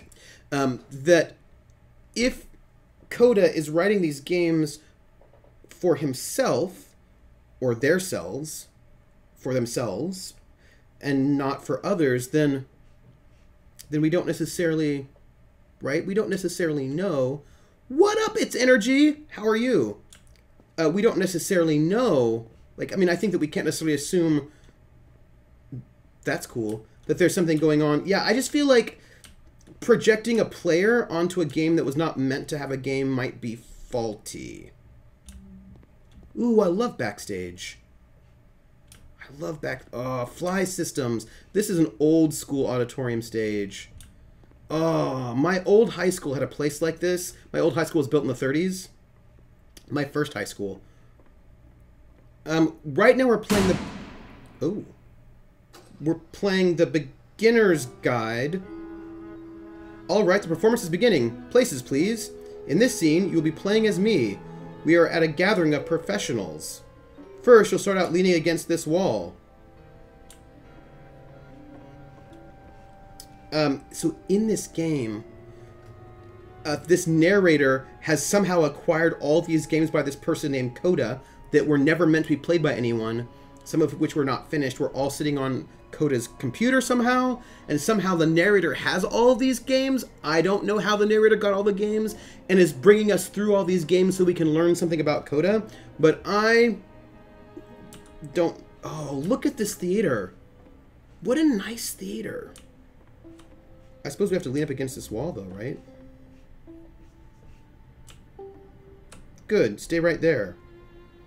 The woman across the room, in this chair, is a professional photographer of animals. It's your dream to photograph animals professionally. This is your one chance to learn something from her, to gain something, to succeed. Go on, say something to her. We'll just say hello. I just feel like, hello, that's it? Yeah, no, that's not a conversation. Well, it starts the conversation. You need to actually converse with her, be a human being. Do it again. Well, we're gonna say I'm super, super scared right now because I like you as like, you don't even know her. Here are all my hopes and dreams. I feel like that's a little bit too fast. I don't know how deep this conversation tree goes, Coda. Right? No, that's not what I said to her at all. You're completely missing the tone of the conversation. I was reserved, but I knew what I wanted. I was confident. For some reason, it was just that one moment, but I was confident. Maybe it's that you need a better feel of the setting. There are a lot of people around us. I'll give you some props to work with. These cones that bounce when you touch them represent the people nearby. Now, talk to her again. Oh. We do bounce. That's cool. You must have worked really hard to get where you are. I bet you've learned to lean into the pain. What are some sacrifices? Let's just say, I don't even know this person. Wise, happy, focused, successful. I don't even, like, okay, well, let me come over here and talk to you a little bit. And let me just say you must have worked really hard to get where you are. Because I don't want to say things that are super weird. You're messing it all up again. You'll freak her out if the conversation gets that personal that quickly. I picked the less personal one. Do you not realize how important this was for me? I'll never get another opportunity like this again. Like, you need to relax. I want to try something. Try stepping back from the stage. Also, I just think you need to relax a little bit. That was definitely the least personal option. Like, you just don't, like, get all super personal with somebody you don't even know in a weird game. Hi, lamp. So, oh, there's some nice detail on that lamp. That's cool. So here's what I wanted to say about all of this. Beethoven made 9 symphonies, but we don't assume that all of them... Oh, hey. A grate has come down. We don't assume that all of them are actually the same large work. Okay, yes, now this is working. The game ends with this eerie premonition of what's going to happen next in Coda's life. The solution to social anxiety, to fears of having to perform and having to chase success, the answer for Coda is to withdraw, to hide himself away. Which is what leads to scenarios like the stairs that slowed you down several games ago, where it just becomes harder and harder to access Coda's inner landscape because he keeps retreating. He just keeps backing away from possible connections to anyone other than himself. And to be honest, I didn't consider it very healthy when I first played this game. You know, it looked to me like he was trying to justify the idea of just disconnecting yourself from the world. And that wasn't what I wanted for him or for his games. Because I feel like a lot of his games are inviting me to connect with this person, to bring him closer. I don't know. I what feel... can you do? After this, Coda went off and took another 5 months to make a new game. Sometimes it takes a while to make a game. I don't know. How much of this is him? I don't know. Narrator.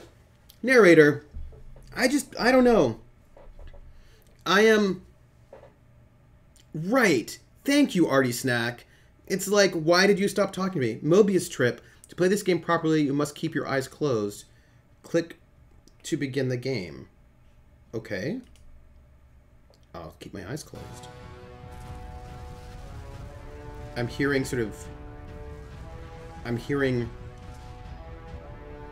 dramatic music. I'm not going to look at the screen. I'll look at my keyboard to get the WASD. Okay, so I'm going to hit W to move forward. I've got my eyes closed because it says apparently you should do that. But I don't know what's happening. I think I'm moving forward. I'm not hearing anything different. Oh, something happened. I don't know what that was. Hold on, I'm not going to look at the screen. I'm going to look at chat. You should probably open your eyes if you haven't already. It's pretty much impossible to solve otherwise. And there is a solution, by the way. Oh. Okay, so apparently I'll have my eyes open. Perfectionism takes time. No, you can never be perfect. I am blind. Oh, it's the Whisper. SS Whisper. There's no such, like, you can't be perfect. Oh. What's going on? 3, what's going on? I can't dial at this. What's going on? Hey, Sal! I don't know why. It happened to me too. What's going on? It's a giant door. My vision went black. Please, someone tell me how to solve. Please, don't let this be forever. Maybe let's go down this way. Am I going to be killed by a giant door? Probably. Yes. Ooh. Alright, look out the windshield. So there it is. Let's see if there's anything we can do. Trying to find the shields. Oh, look, we can go this way. Ooh. Hi. Truth. The way to stop it is to speak something that is honest. My work is... I'm bursting with creative energy? No, that isn't truthful. Ooh. Is there a switch for that door? That's a really good question. So I think, let's head over here. I know there should be a switch that would be really interesting. We have to say something truthful. And there's the lamp. The only way to stop it is to speak something that is honest. My work is always fun. Probably not. No, that isn't truthful. Door! No, door. So we're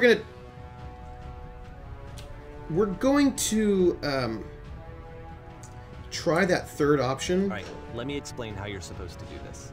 On either side of the room are elevators, which go up to an upper level. I noticed that. You have to go up, walk over to the person who's standing there. I know that. And then select dialogue option number 2. I just did.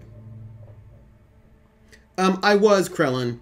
I was deliberately not picking Like I said, I was getting concerned. First off, he's never been this explicit in his work about exactly what he's thinking. So, where's that coming from? But then even weirder, his work has potentially stopped being an outlet for him. Not like he's having trouble iterating on ideas, but he literally just can't think of new ideas anymore.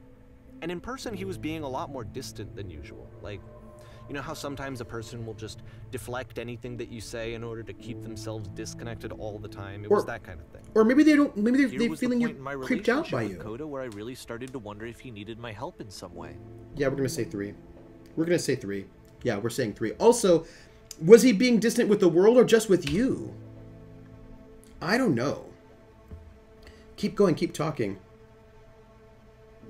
I haven't been honest. I can't figure out how to say the thing. I thought it was going to be easy. But also, I'm wondering if these games actually are actually supposed to have a player, and that player is the narrator. Like, what if Coda is trying to tell the narrator something? In which case, I can't figure out how to say the thing. You're doing it. It's working. I'm alone. I'm stuck in it. I have to work harder. Ooh, that's tricky. And it's really hard because I don't know Coda. I'm only getting Coda through this narrator, and I don't trust the narrator. Let's go with... We can go with I'm alone. We'll do that, but I don't know. We're going to be okay. What if the person that's typing is supposed to represent the narrator, not Coda? Right? I mean, that's The games possible. are going to get more desperate from here on out. After this game, it's almost 6 months before he finishes something new.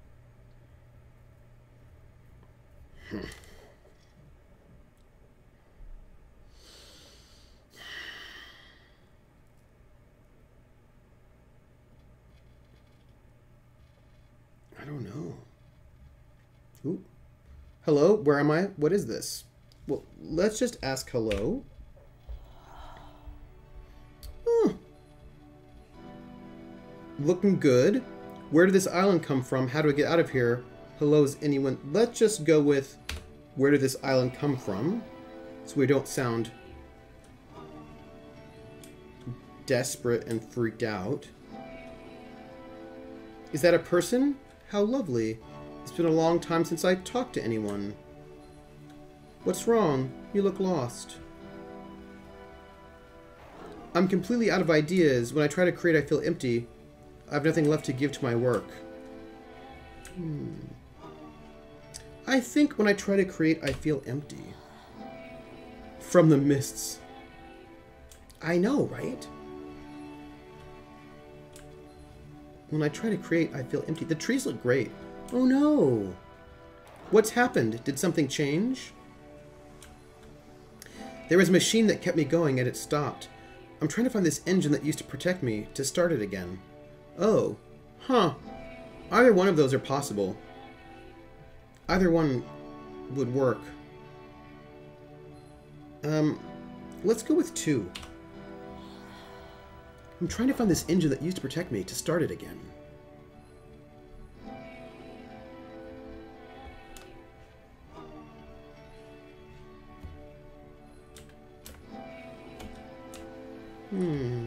Oh. Wait, you're looking for a machine? I think I know where it is. It isn't far. Oh. I need to see it to know why it stopped. Let's do that. Ooh. I can take you to it, If but, the last but there's a game problem. featured Coda talking explicitly about his creative frustrations, this one turns it up to 11. It's guarded by a difficult Now, puzzle. Put yourself in my shoes playing this. Here's a friend whose work is exhibiting signs of struggle, frustration, anxiety, depression, even. And yet, still, he keeps making games. He keeps throwing himself into the grinder even when he clearly doesn't have the energy for it anymore. Why? What is it for? So, you're playing all these games, narrator. What I like about this game is speculating that Coda took so long making this game was him trying to figure out how to limit player mobility with invisible walls. I mean, the thing is, it wasn't made to be played, but apparently the narrator's playing them. So, are these messages directly to the narrator's not getting? Like, is Coda trying to say something to the narrator specifically, but the narrator's, like, getting too meta and thinking, like, oh, what is this saying about life in general, when it's really, like, trying to tell you something specifically? It's guarded by a difficult puzzle. If you can help me solve the puzzle, we'll find the machine. Deal? Right? We'll say deal. The first deal. No need to be, you know, weird about it. Oh, that's a nice gate. These trees are sort of awkwardly shaped. Come along, I'll show it to you. Okay. Because from my perspective at the time, and just what I knew of him, this was a result of how isolated he was. He was in his own little bubble, just sitting at his computer all day, not really showing these games to anyone, not releasing them onto the internet, and so he didn't have anyone outside of himself to connect with. He had no outlet to ground himself on. What about you? I don't know.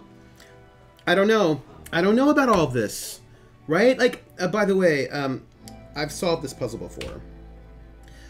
Like, if he has no one and he's not talking to anyone, but, like, there's you, so what are you, like, what is your, oh, wonderful. Can you tell me how to do it? First, you have to open the door. It's a Torii gate, and now you enter the space of the divine. Okay, now what? Now you have to close the first door. Oop! Ooh, I was a little slow, sorry. Alright, we're back outside. Yeah, I know. You have to open the door. Okay, now what? You have to close the first door. Oh. Oops, sorry, I pressed the wrong button. Sorry, I pressed the wrong button. You have to open the door. And then you have to close the first door. You have to close the first door. There we go. Alright, what's next? Now just press the switch here.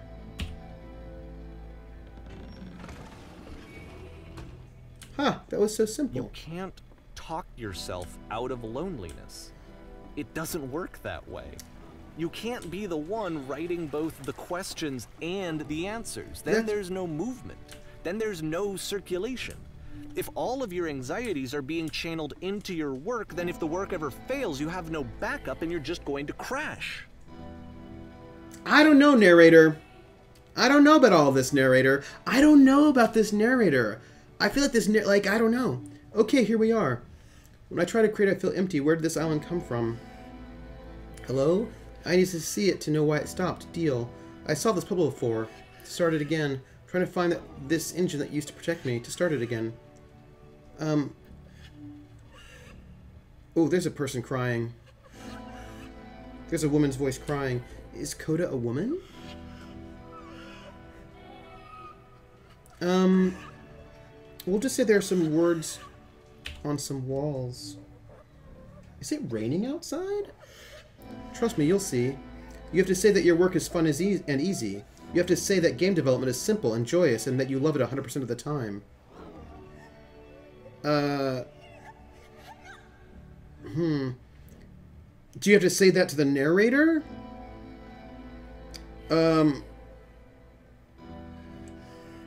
Okay. Making games... Sure, making games is easy. Oh. Ah, this feels wonderful.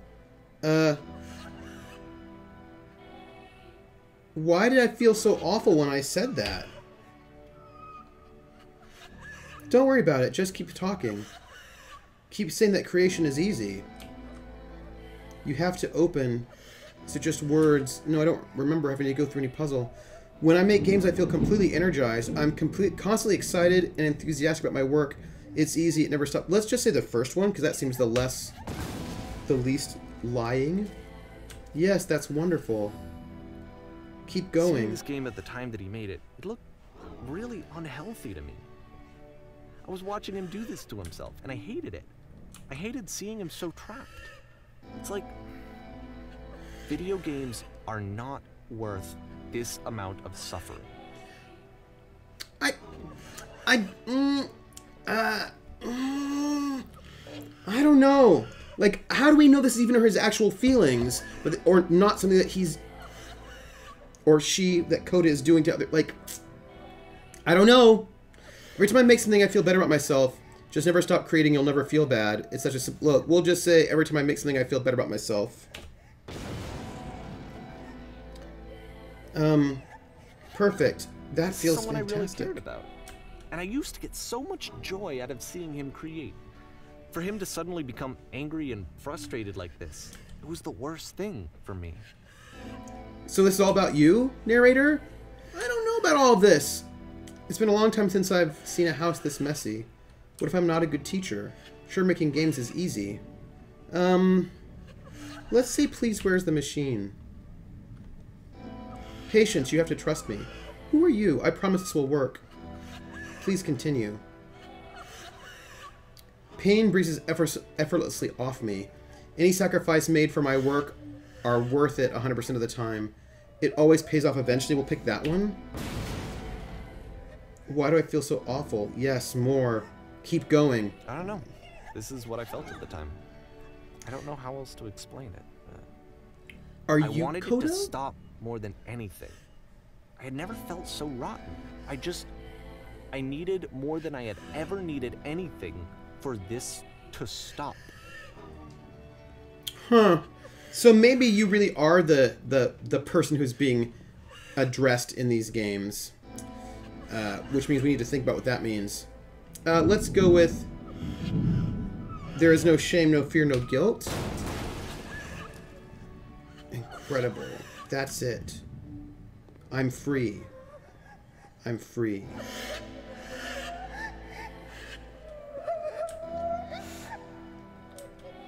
Oh, hello, crying person. But it didn't stop. After finishing this one, Coda takes another 7 months and comes up with a new game. I don't know.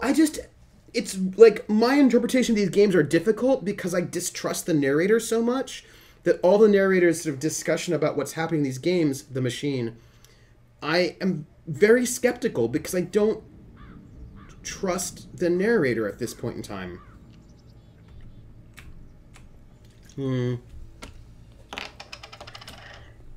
Guard.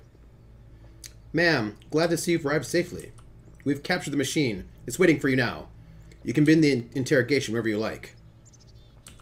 I intend to be quick. Very good. Just be warned that someone called the press, so we might have a bit of attention on this one. Also, one more thing that you should know about the machine. It calls itself Coda. I don't know. I don't know, because I don't think we ever had male pronouns attached to Coda. I think that Coda... I don't think we've had any pronouns attached to Coda, so I don't know.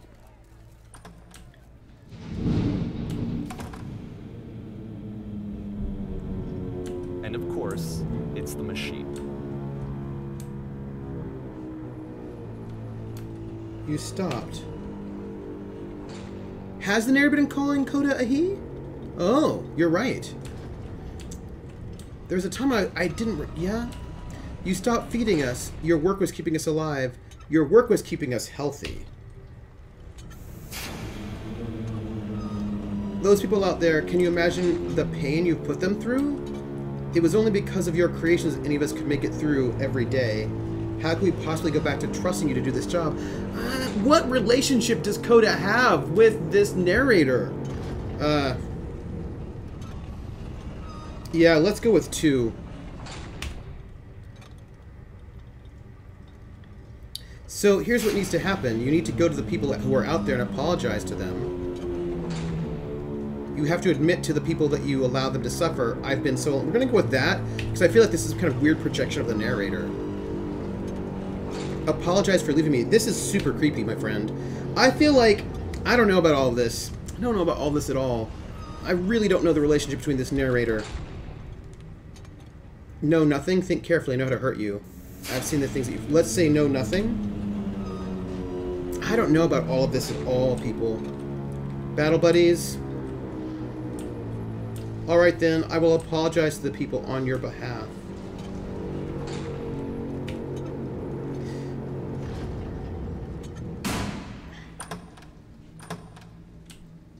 I don't know about all of this. Hi, press. My friends, I have a troubling revelation. The machine will not apologize to us. The machine refuses to admit that it deliberately hurt us. Oh gosh, this is not good. But this is not important. We are stronger than it thinks we are. We will find a way to live without it. We do not need its games. How much pressure was the narrator putting on Coda? Well, let's go with 1. But this is not important. We are stronger than it thinks we are. Let us pay it retribution. Let us show it that we are not failures. Like, how much editing of this code is the narrator doing? Like, really, like, how much of this is Coda? How much of this is the narrator? I don't know what's going on. The press is about to rage against the machine. Follow me, we will destroy the machine. Follow me, we will destroy everything the machine has created. This is super creepy. We're going to go with the destroy that the machine has created rather than the machine. Because, you know, I don't want to destroy the machine if the machine is Coda.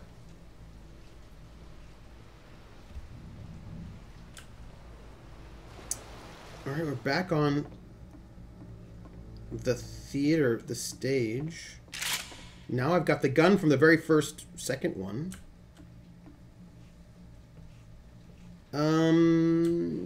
Yeah. My friends. I just have this really bad Remember, feeling. you can click to fire the gun. No, I know I can. But I don't know if I want to do that. Or if I don't even have a choice, I suppose. Let's... Oh. Coda, I'll make sure your work dies here. Coda, I'll make sure you're known forever. I am feeling really uncomfortable. I feel like this is somehow Coda trying to tell the narrator to, like, back off. Isn't that what you're scared of? Exposed to the view of others every day, forever? Seen in naked clarity? What the heck? Narrator, you're... So now the work is becoming self-destructive. And I'll tell you, at the time that I first played this game, shortly after he made it, here's what I'm thinking to myself. I'm thinking that Code is stuck in his own head, and that it's having a very negative effect on him, and that all he needs to do is just start showing his work to people. To get some actual feedback on his games. It might get him out of isolation. But you've been wanting him... So, as I'm thinking this, I realized that I could be the one to initiate it. Because it would never occur to Coda to start actively soliciting feedback, so what if I did it for it? Without If consent? he could see the difference it would make to have more actual conversations with other human beings, would that bring him out of his mental spiral? Would it give him confidence in himself? Would it bring meaning back into his work? Without permission. It doesn't seem like that's what Coda wants. Who are you, narrator? You're making me feel uncomfortable, narrator. I feel like you've stolen his stuff. Coda's stuff. And That is making So I me... started showing Coda's work to people. Without permission. This one, and the islands which you just played, the theater, the notes, the house cleaning game, and some of the prison escape games. I brought them to people that I knew and trusted. I asked their opinions. And the great part is that they really loved his games. You know, the point of it all was just to give him some external reference point, but they genuinely loved his work. There was nothing for him to be afraid of. That's not your choice. I don't...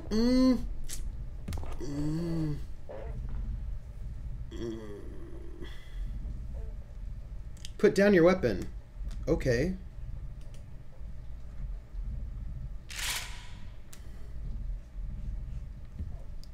I would like to put down my weapon.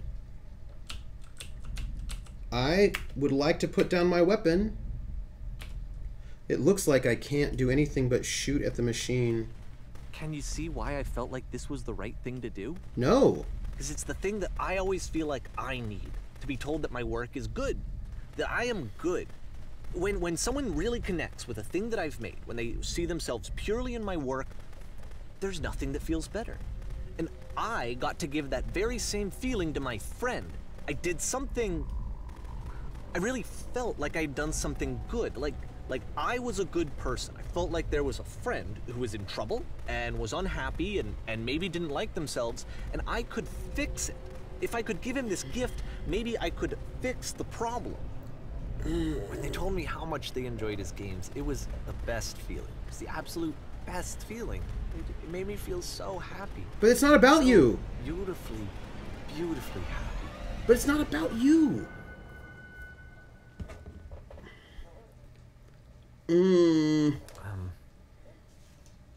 So anyway, Coda finishes this game, and then really he just kind of takes off for a while. So this is June of 2011, and I didn't hear anything from him for several weeks, I guess. And so out of nowhere, one day I get an email, and it's got a private link to a new game of Coda's. This one is called The Tower, and to my knowledge, it's the last game that Coda ever made. To your knowledge. So let's take a look. Now, so you violate Coda's privacy in order to make you happy. This narrator. Krellin, this narrator is terrible. It's a creepy stalker. You said it.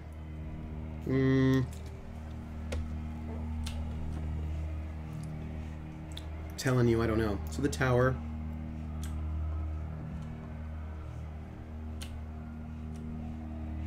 And this is where I have trouble saying anything meaningful about Coda's work. Because more than anything else, the tower just feels distant. It feels like it's trying to distance itself from the world. Or from you. It's a very cold game. Maybe it's not the world that Coda's trying to distance himself from, but from you, creepy narrator who stole his games and put it out there to get all sorts of affirmation so that you felt good about yourself. Maybe this is Coda saying you need to... actually has a maze in it. Back off. Ooh. Except that all the walls of the maze are invisible. And then every time you touch one of the walls, there's this awful flashing and noise. So the experience is really miserable. The game goes beyond not being meant to be played. It actually seems to despise the player for trying to play it at all. You know who the player is, it's you, right? But I do want to show you the rest of the level, so when you're ready to continue, press enter and I'll put a bridge over the maze. So here's the thing, narrator. You said that these games were not being made to be played by anybody, but the game was meant to be played by you, right? You know, by you. And maybe your friend is trying to tell you something that they want to get away from you and are not happy with you. Let's enter.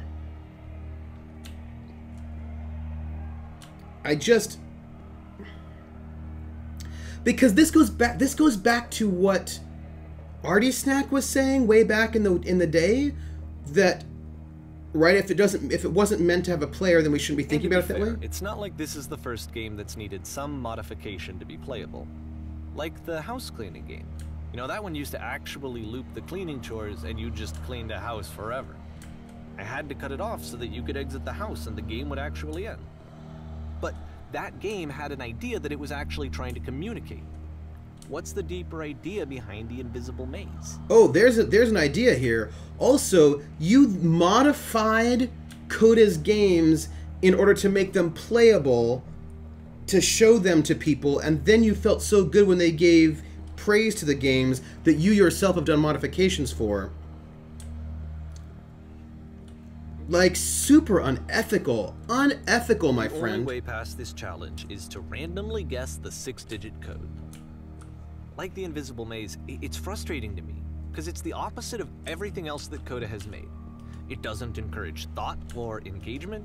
It doesn't ask anything of me, except a lot of my time. If I could have reached him during this time, then maybe I could have asked him, but I couldn't. I still don't really understand why this is here. I'll put the code on the ground for you here, though, so that we can move on. Look, I think you need to think about the fact that Coda is making these games and giving them to you, narrator, and maybe you should think about the fact that maybe Coda is not trying to say something about the universe in general, but about you. You and, like, your sketchy-tasticness.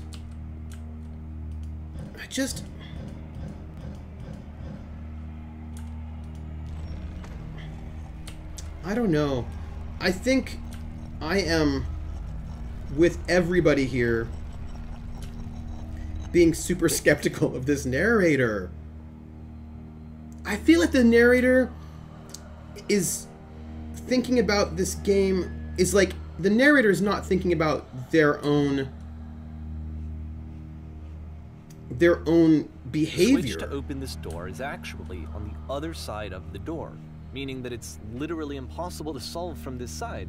So even if you somehow brute forced your way through the first 2 challenges and you got to this point, there's actually just no way to progress.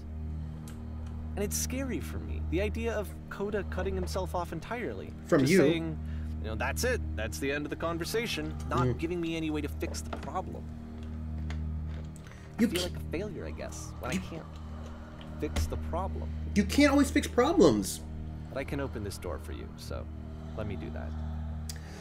Oh, this narrator needs to learn some stuff. Was I a failure for not understanding this game? I mean, I don't know why I would be. It's not like everything needs to have a solution, but I feel it somehow. I feel like I failed, and I don't understand why. How about you weren't listening? That's the problem.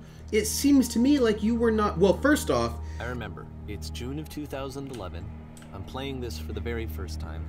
And as I'm playing, I'm thinking to myself, I don't know this person. I have no idea who this person is. It wasn't the guy I knew. It wasn't my friend. I had come to so many conclusions from looking at all of his work up to this point, and then suddenly none of them...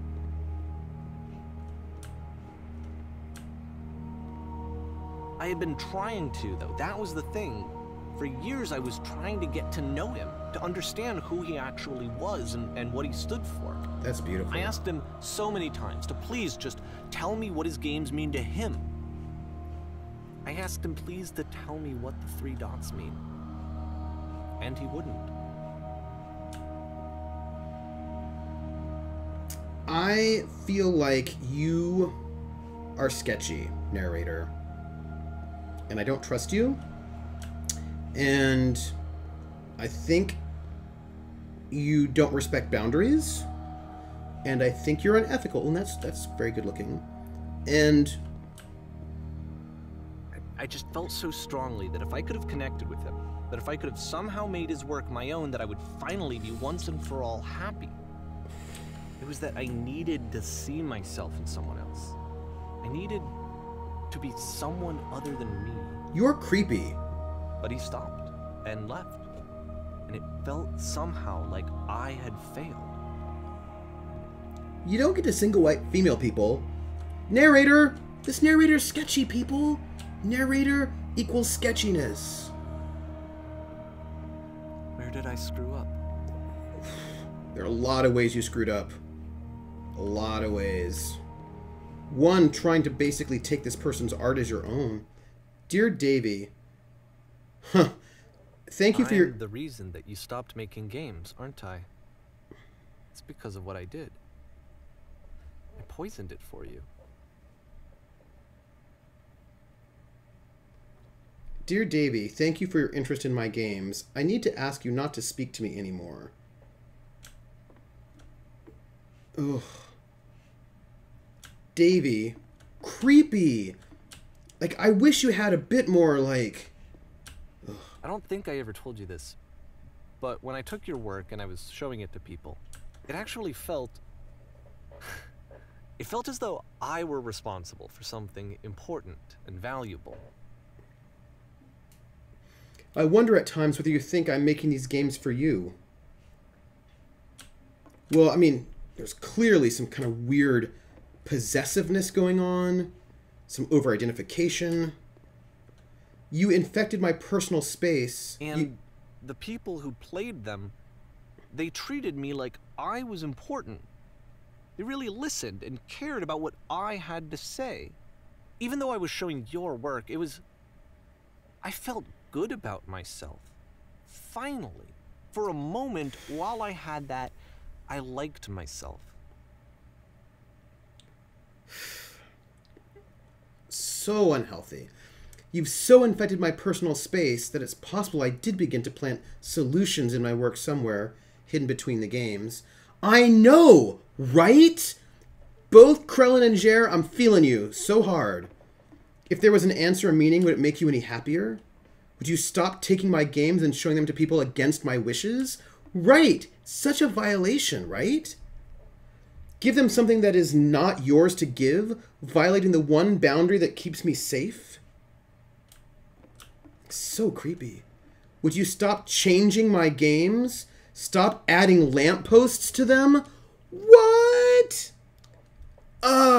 So creepy. Remember when I said way back when that I was wondering how much this person was modding these games? Oh, I am sorry. I'm sorry about that, Jer. I'm sorry about that. And then you stopped, and I didn't have anything left to show people. I just had to be with myself. And as soon as that happened, there was no feeling at all. Nothing. Less than nothing. What does that mean? Yeah, it means you really need to go get some help and not stop being creepy. When I'm around you, I feel physically ill. Ooh. You desperately need something, and I cannot give it to you. I literally do not have it. It's no good, my friends. I am really sorry. Struggling to come up with new ideas is not making me depressed. Low points are just a part of the process. In fact, the fact that you think I'm frustrated or broken says more about you than about me. That's fair. I said that.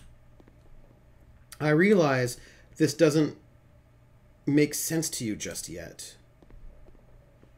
Which is fine. You're not my problem to solve. But I do hope that one day it clicks and that you make peace with this thing you are wrestling. I'm afraid that I did something really stupid because I don't like myself. Oof. Breakup. And when you finally see what I'm talking about, don't say anything. Oh, those lampposts were you, Davey? Creepy. Yeah, don't say anything. Like, don't contact. Do not contact. That's why I'm releasing this collection of your work. Is because I haven't been able to find any other way to reach you. I've tried everything. And so a part of me has hope that if I put this compilation out into the world, and if I put my name on it, that maybe enough people will play it so that it'll find its way to you, so that I can tell you that I'm sorry. I know I screwed up. If I apologize to you truly and deeply, will you start making games again? Please, I need to feel okay with myself again. Yeah. I always felt okay as long as I had your work to see myself in. No. I mean, is something wrong with me? Because I know that I did an awful thing, and I'm doing it again right now. Like, I'm showing people your work, but I can't stop myself from doing it. That's Yes. how badly I need to feel something again, like I'm an addict. There has to be something wrong with me. Can I apologize? What if I tell you I was wrong? Will that work? Will that fix it? I don't know. I don't think it will, but there's nothing else that I can do. Just tell me what you want. I'm sorry. I'm sorry. Please, start making games again. Please help me. Please give me some of whatever it is that makes you complete. I want whatever that wholeness is that you just summoned out of nothing and you put into your work. You were complete in some way that I never was. I want to know I want to know how to be a good person. I want to know how not to hate myself. Please. I'm fading, and all I want is to know that I'm going to be okay. Davey, you need help, and it is not Coda's responsibility to give you that help. You cannot put this on Coda. That is super unfair and not okay. Not okay at all. Epilogue.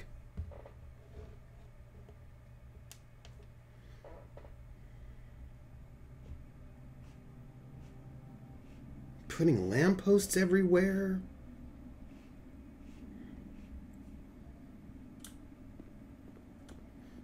Peach, I touched on this elsewhere about people denying they have agency. People denying that they have their... Yeah. I mean... More love, more praise, more people telling me that I'm good. Always more. It's like a disease. I just feel like people need to take some, like the person needs to take some responsibility.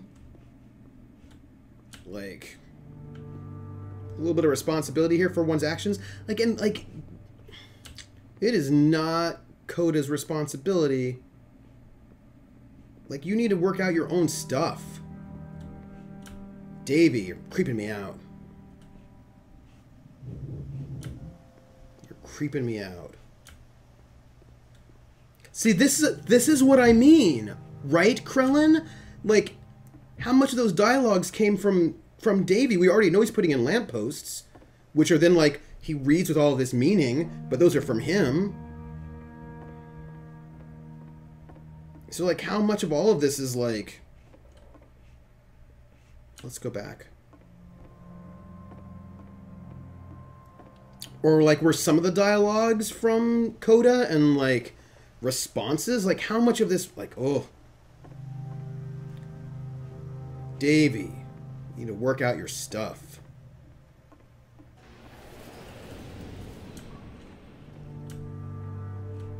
Red doors. I feel a little gross hearing him justify his super creepy behavior.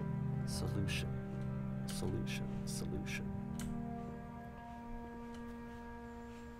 This is gorgeous looking. It looks very good. I guess if someone had told me ahead of time that he just really enjoyed making prison games, maybe I wouldn't have thought he was so desperate. I wouldn't have told so many people that he was depressed. Wow. Maybe he just likes making prisons. You were telling all sorts of people that he was depressed? Wow. So you are talking about your armchair diagnosis about his mental state to all of what? All of his friends? All sorts of people without his permission? Like, why are you so sketchy?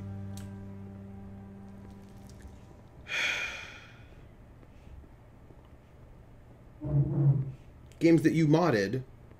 Even now, the disease is telling me to stop. Don't show people what a shitty person you are. They'll hate you. Yeah, making so many assumptions. But, like, and, like, that's interesting. Like, and it's fine to be like, oh, but, like, you took it to a whole nother level where you just decided to just start telling people because it made you feel good. Ooh. I can't see anything.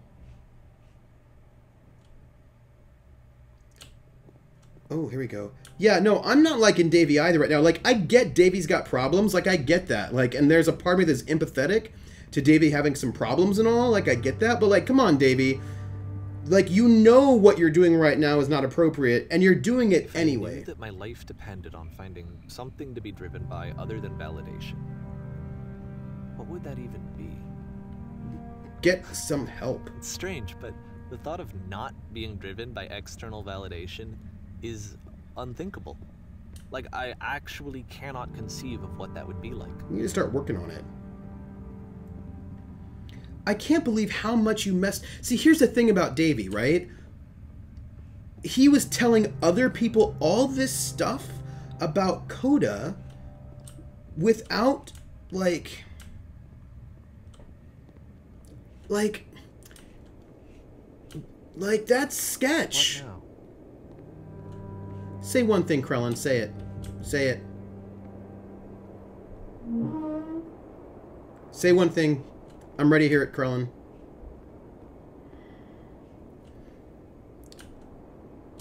Where the hell is he going to... It's... well, Krellin, we've had this discussion before, and we're not going to have it again. To go.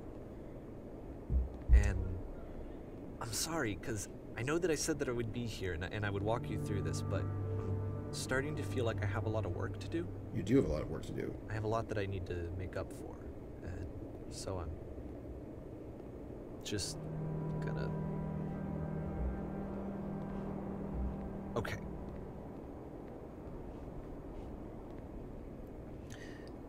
There are, like, we've had this discussion, but there are places to get no cost and sliding scale help.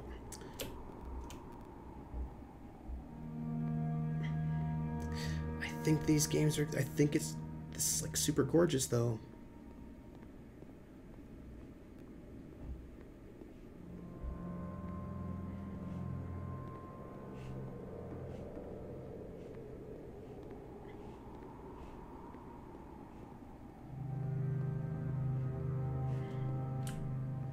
We'll go down here.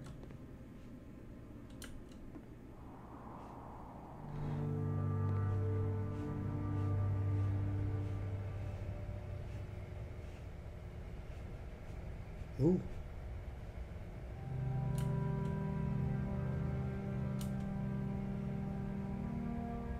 Ooh.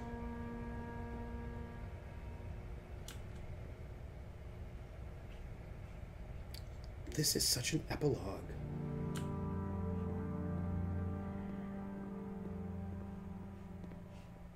Oh, we're back in the sort of train station.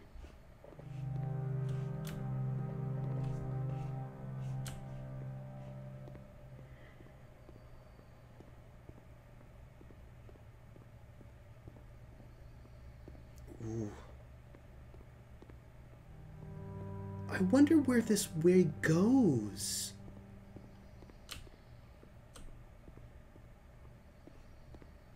What are we gonna get?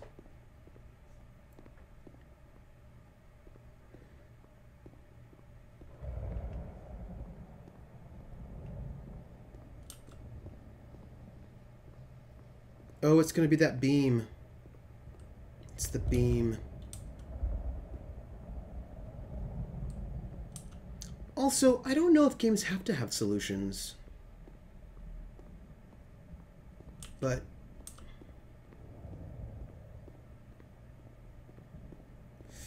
let's do it.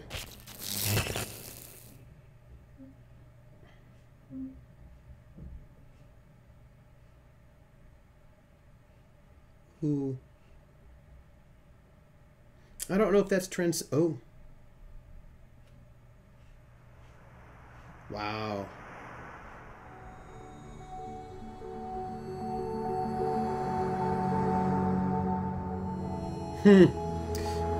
Truth, Levi. But like, there are all those walking simulators where you just sort of walk around and experience things.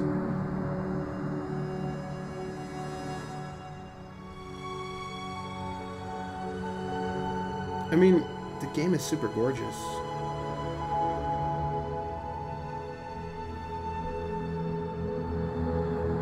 Krellin, by the way, is right. Davy's a stalker.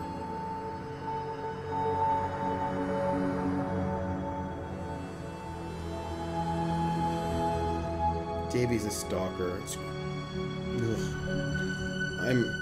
I'm just worried. I love that kind of old TV. I know, right? So much May's game show can't... No, that wasn't even just game show, Jer. That was what it looked like on the screen. That's what it looked like on the screen. That wasn't even just game show. It was rendered that way. For R. This project would not have been possible without the following individuals.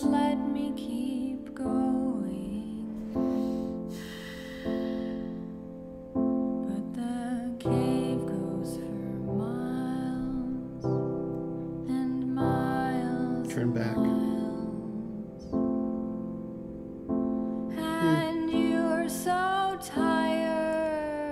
I imagine this song will probably be muted in the VOD, is what I imagine.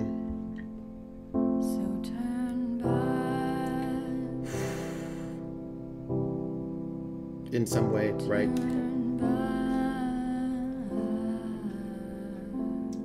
Oh. Yeah. Me too, Jer.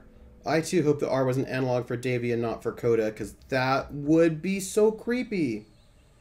That would be so creepy. I'm going to just look at options. That's fine. Oh, you could use a gamepad. Interesting. Let's quit and hang out over here for a moment. Hey everyone, we just finished the beginner's guide. So much stuff going on there. So much stuff going on. I don't even know. Like, that's a lot to process. We'll have to process this on the Discord. It is. I gotta go. So, a couple of things. If I wanted to make that show, I would have had to have left some time ago, but I'm not going to make the show because instead of going to the show, I'm going to do a whole bunch of email work for my department chair, and it's going to be fixed. I'm going to do a bunch of stuff. So I have to bust out the Excel and do a bunch of work for my department chair because it's Thursday, right? To try to get it out by tomorrow. So like, because this is what I do, homework all the time. But I should remind everyone, for those people who care, Random Tuesday is going to be streaming in a half hour because she's switching up her schedule. So for those who follow Random Tuesday, we'll be streaming in a half hour. I feel badly for Davy. Davy needs help and has got some problems. But Davy is also clearly causing trauma, stress to another person, Coda, and that's not cool. And I feel really badly for Coda, and I just wish that Coda... I hope that Davy will stop stalking and harassing Coda. That's really what I hope. That is what I hope. Because that's terrible. By the way, what a great game, huh? That's so good. Next Thursday, we will play... We're going to try to play... We're going to start off with The Gods Will Be Watching, which I have yet to be able to get past the first challenge. And I may also not get past the first challenge next week. That is a possibility. I think that maybe you all might want to see me fail miserably at a challenge, and then we'll move to probably something slightly different. But maybe I will get past that first challenge, and we will get into that game, or I will fail miserably and we'll do a second game. We will see. But that's what we're going to do next week. And thank you all for being here. And thank you all for like sitting here with me and thinking about this. And now I've got to ponder how much of what we even played was even by Coda and how much it was modded in by Davy. Like those clearly the the lampposts were coming in from Davey, but how much more was coming in from Davey? I don't even know, everybody. I don't even know. So, I'm Trooper SJP. This is the Academic Foxhole. We sit here and we ponder like the enormity. Oh, hey, you know what I didn't do? I forgot a giveaway. You know what? We will do the giveaway. Yeah, was the door switch even Coda's? Like, was that trap thing some kind of thing that was obsessed with? Was that Davey? Like, do you know what I mean? Do you know what I mean? And then I think it was clearly these sort of spaces where you have these games that Coda was trying to trap Davey in to, like, get Davey to just stop it. Like, we'll just put you in this place forever. And then Davey just, like, mods his way out. And then, like, I don't even know. I don't even know, everybody. Do you know what? We're gonna, there are 10 of you out here. We're gonna do a giveaway. So, people who want to be eligible for this giveaway, say something in chat. And we're going to give away Simple Planes. That's what we're going to give away. That's what we're going to do. I tried it, Simple Planes. I thought maybe we could stream it, but then I got airsick. So then I got airsick. So, but you should play it. And we're gonna do a giveaway of Simple Planes. And yeah, like, I'm still thinking about this whole relationship between Davey and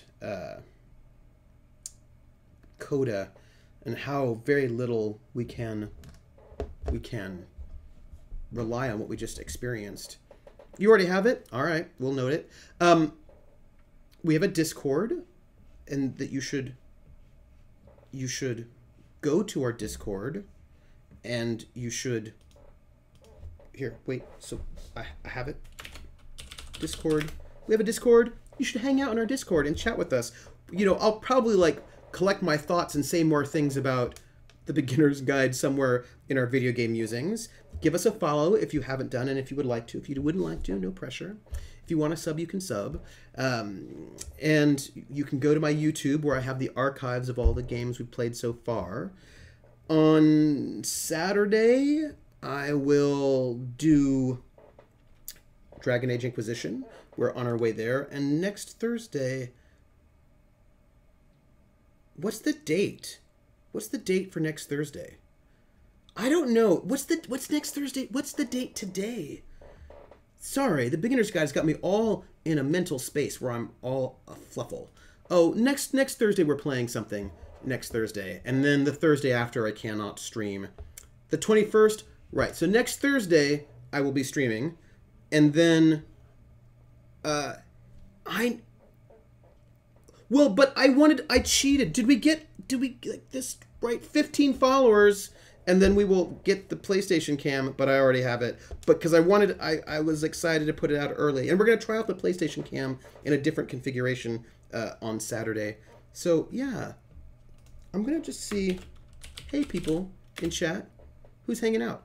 Hey, Levi, you already have it. So then, since you already have it, we'll go again. And it's me. I can't already have it. I already have it. That's no good. Levi, they want it to be you. Levi, they want it to be you. Winner, winner, chicken dinner. Yeah, so the problem is it's whoever's spoken last in the last 10 minutes. And that has been... Levi speaking all this time, and he already has it. So I think it's me. Yeah, so clearly we're going to have to give away Simple Planes next week. So next week we're going to give away Simple Planes, and we'll just do it then. It'll be fine. We got to go, everybody. Thank you for being here, and thank you for, like, being thoughtful and pondering all of this together. And, I'm just going to, like think about this. Let's chat about this in the Discord. Let's think about this game in the Discord. And, that's what we're going to think about. We're going to think about it. So, come hang out with me on Saturday for Dragon Age Inquisition. And then come hang out with me next Wednesday where I fail miserably at The Gods Will Be Watching. And, I mean, maybe I won't, but, like, chances are I will.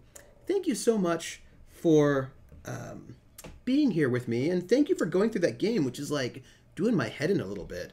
And I appreciate that. Y'all are wonderful, Battle Buddies. Let's talk more. We'll see each other on the flip side.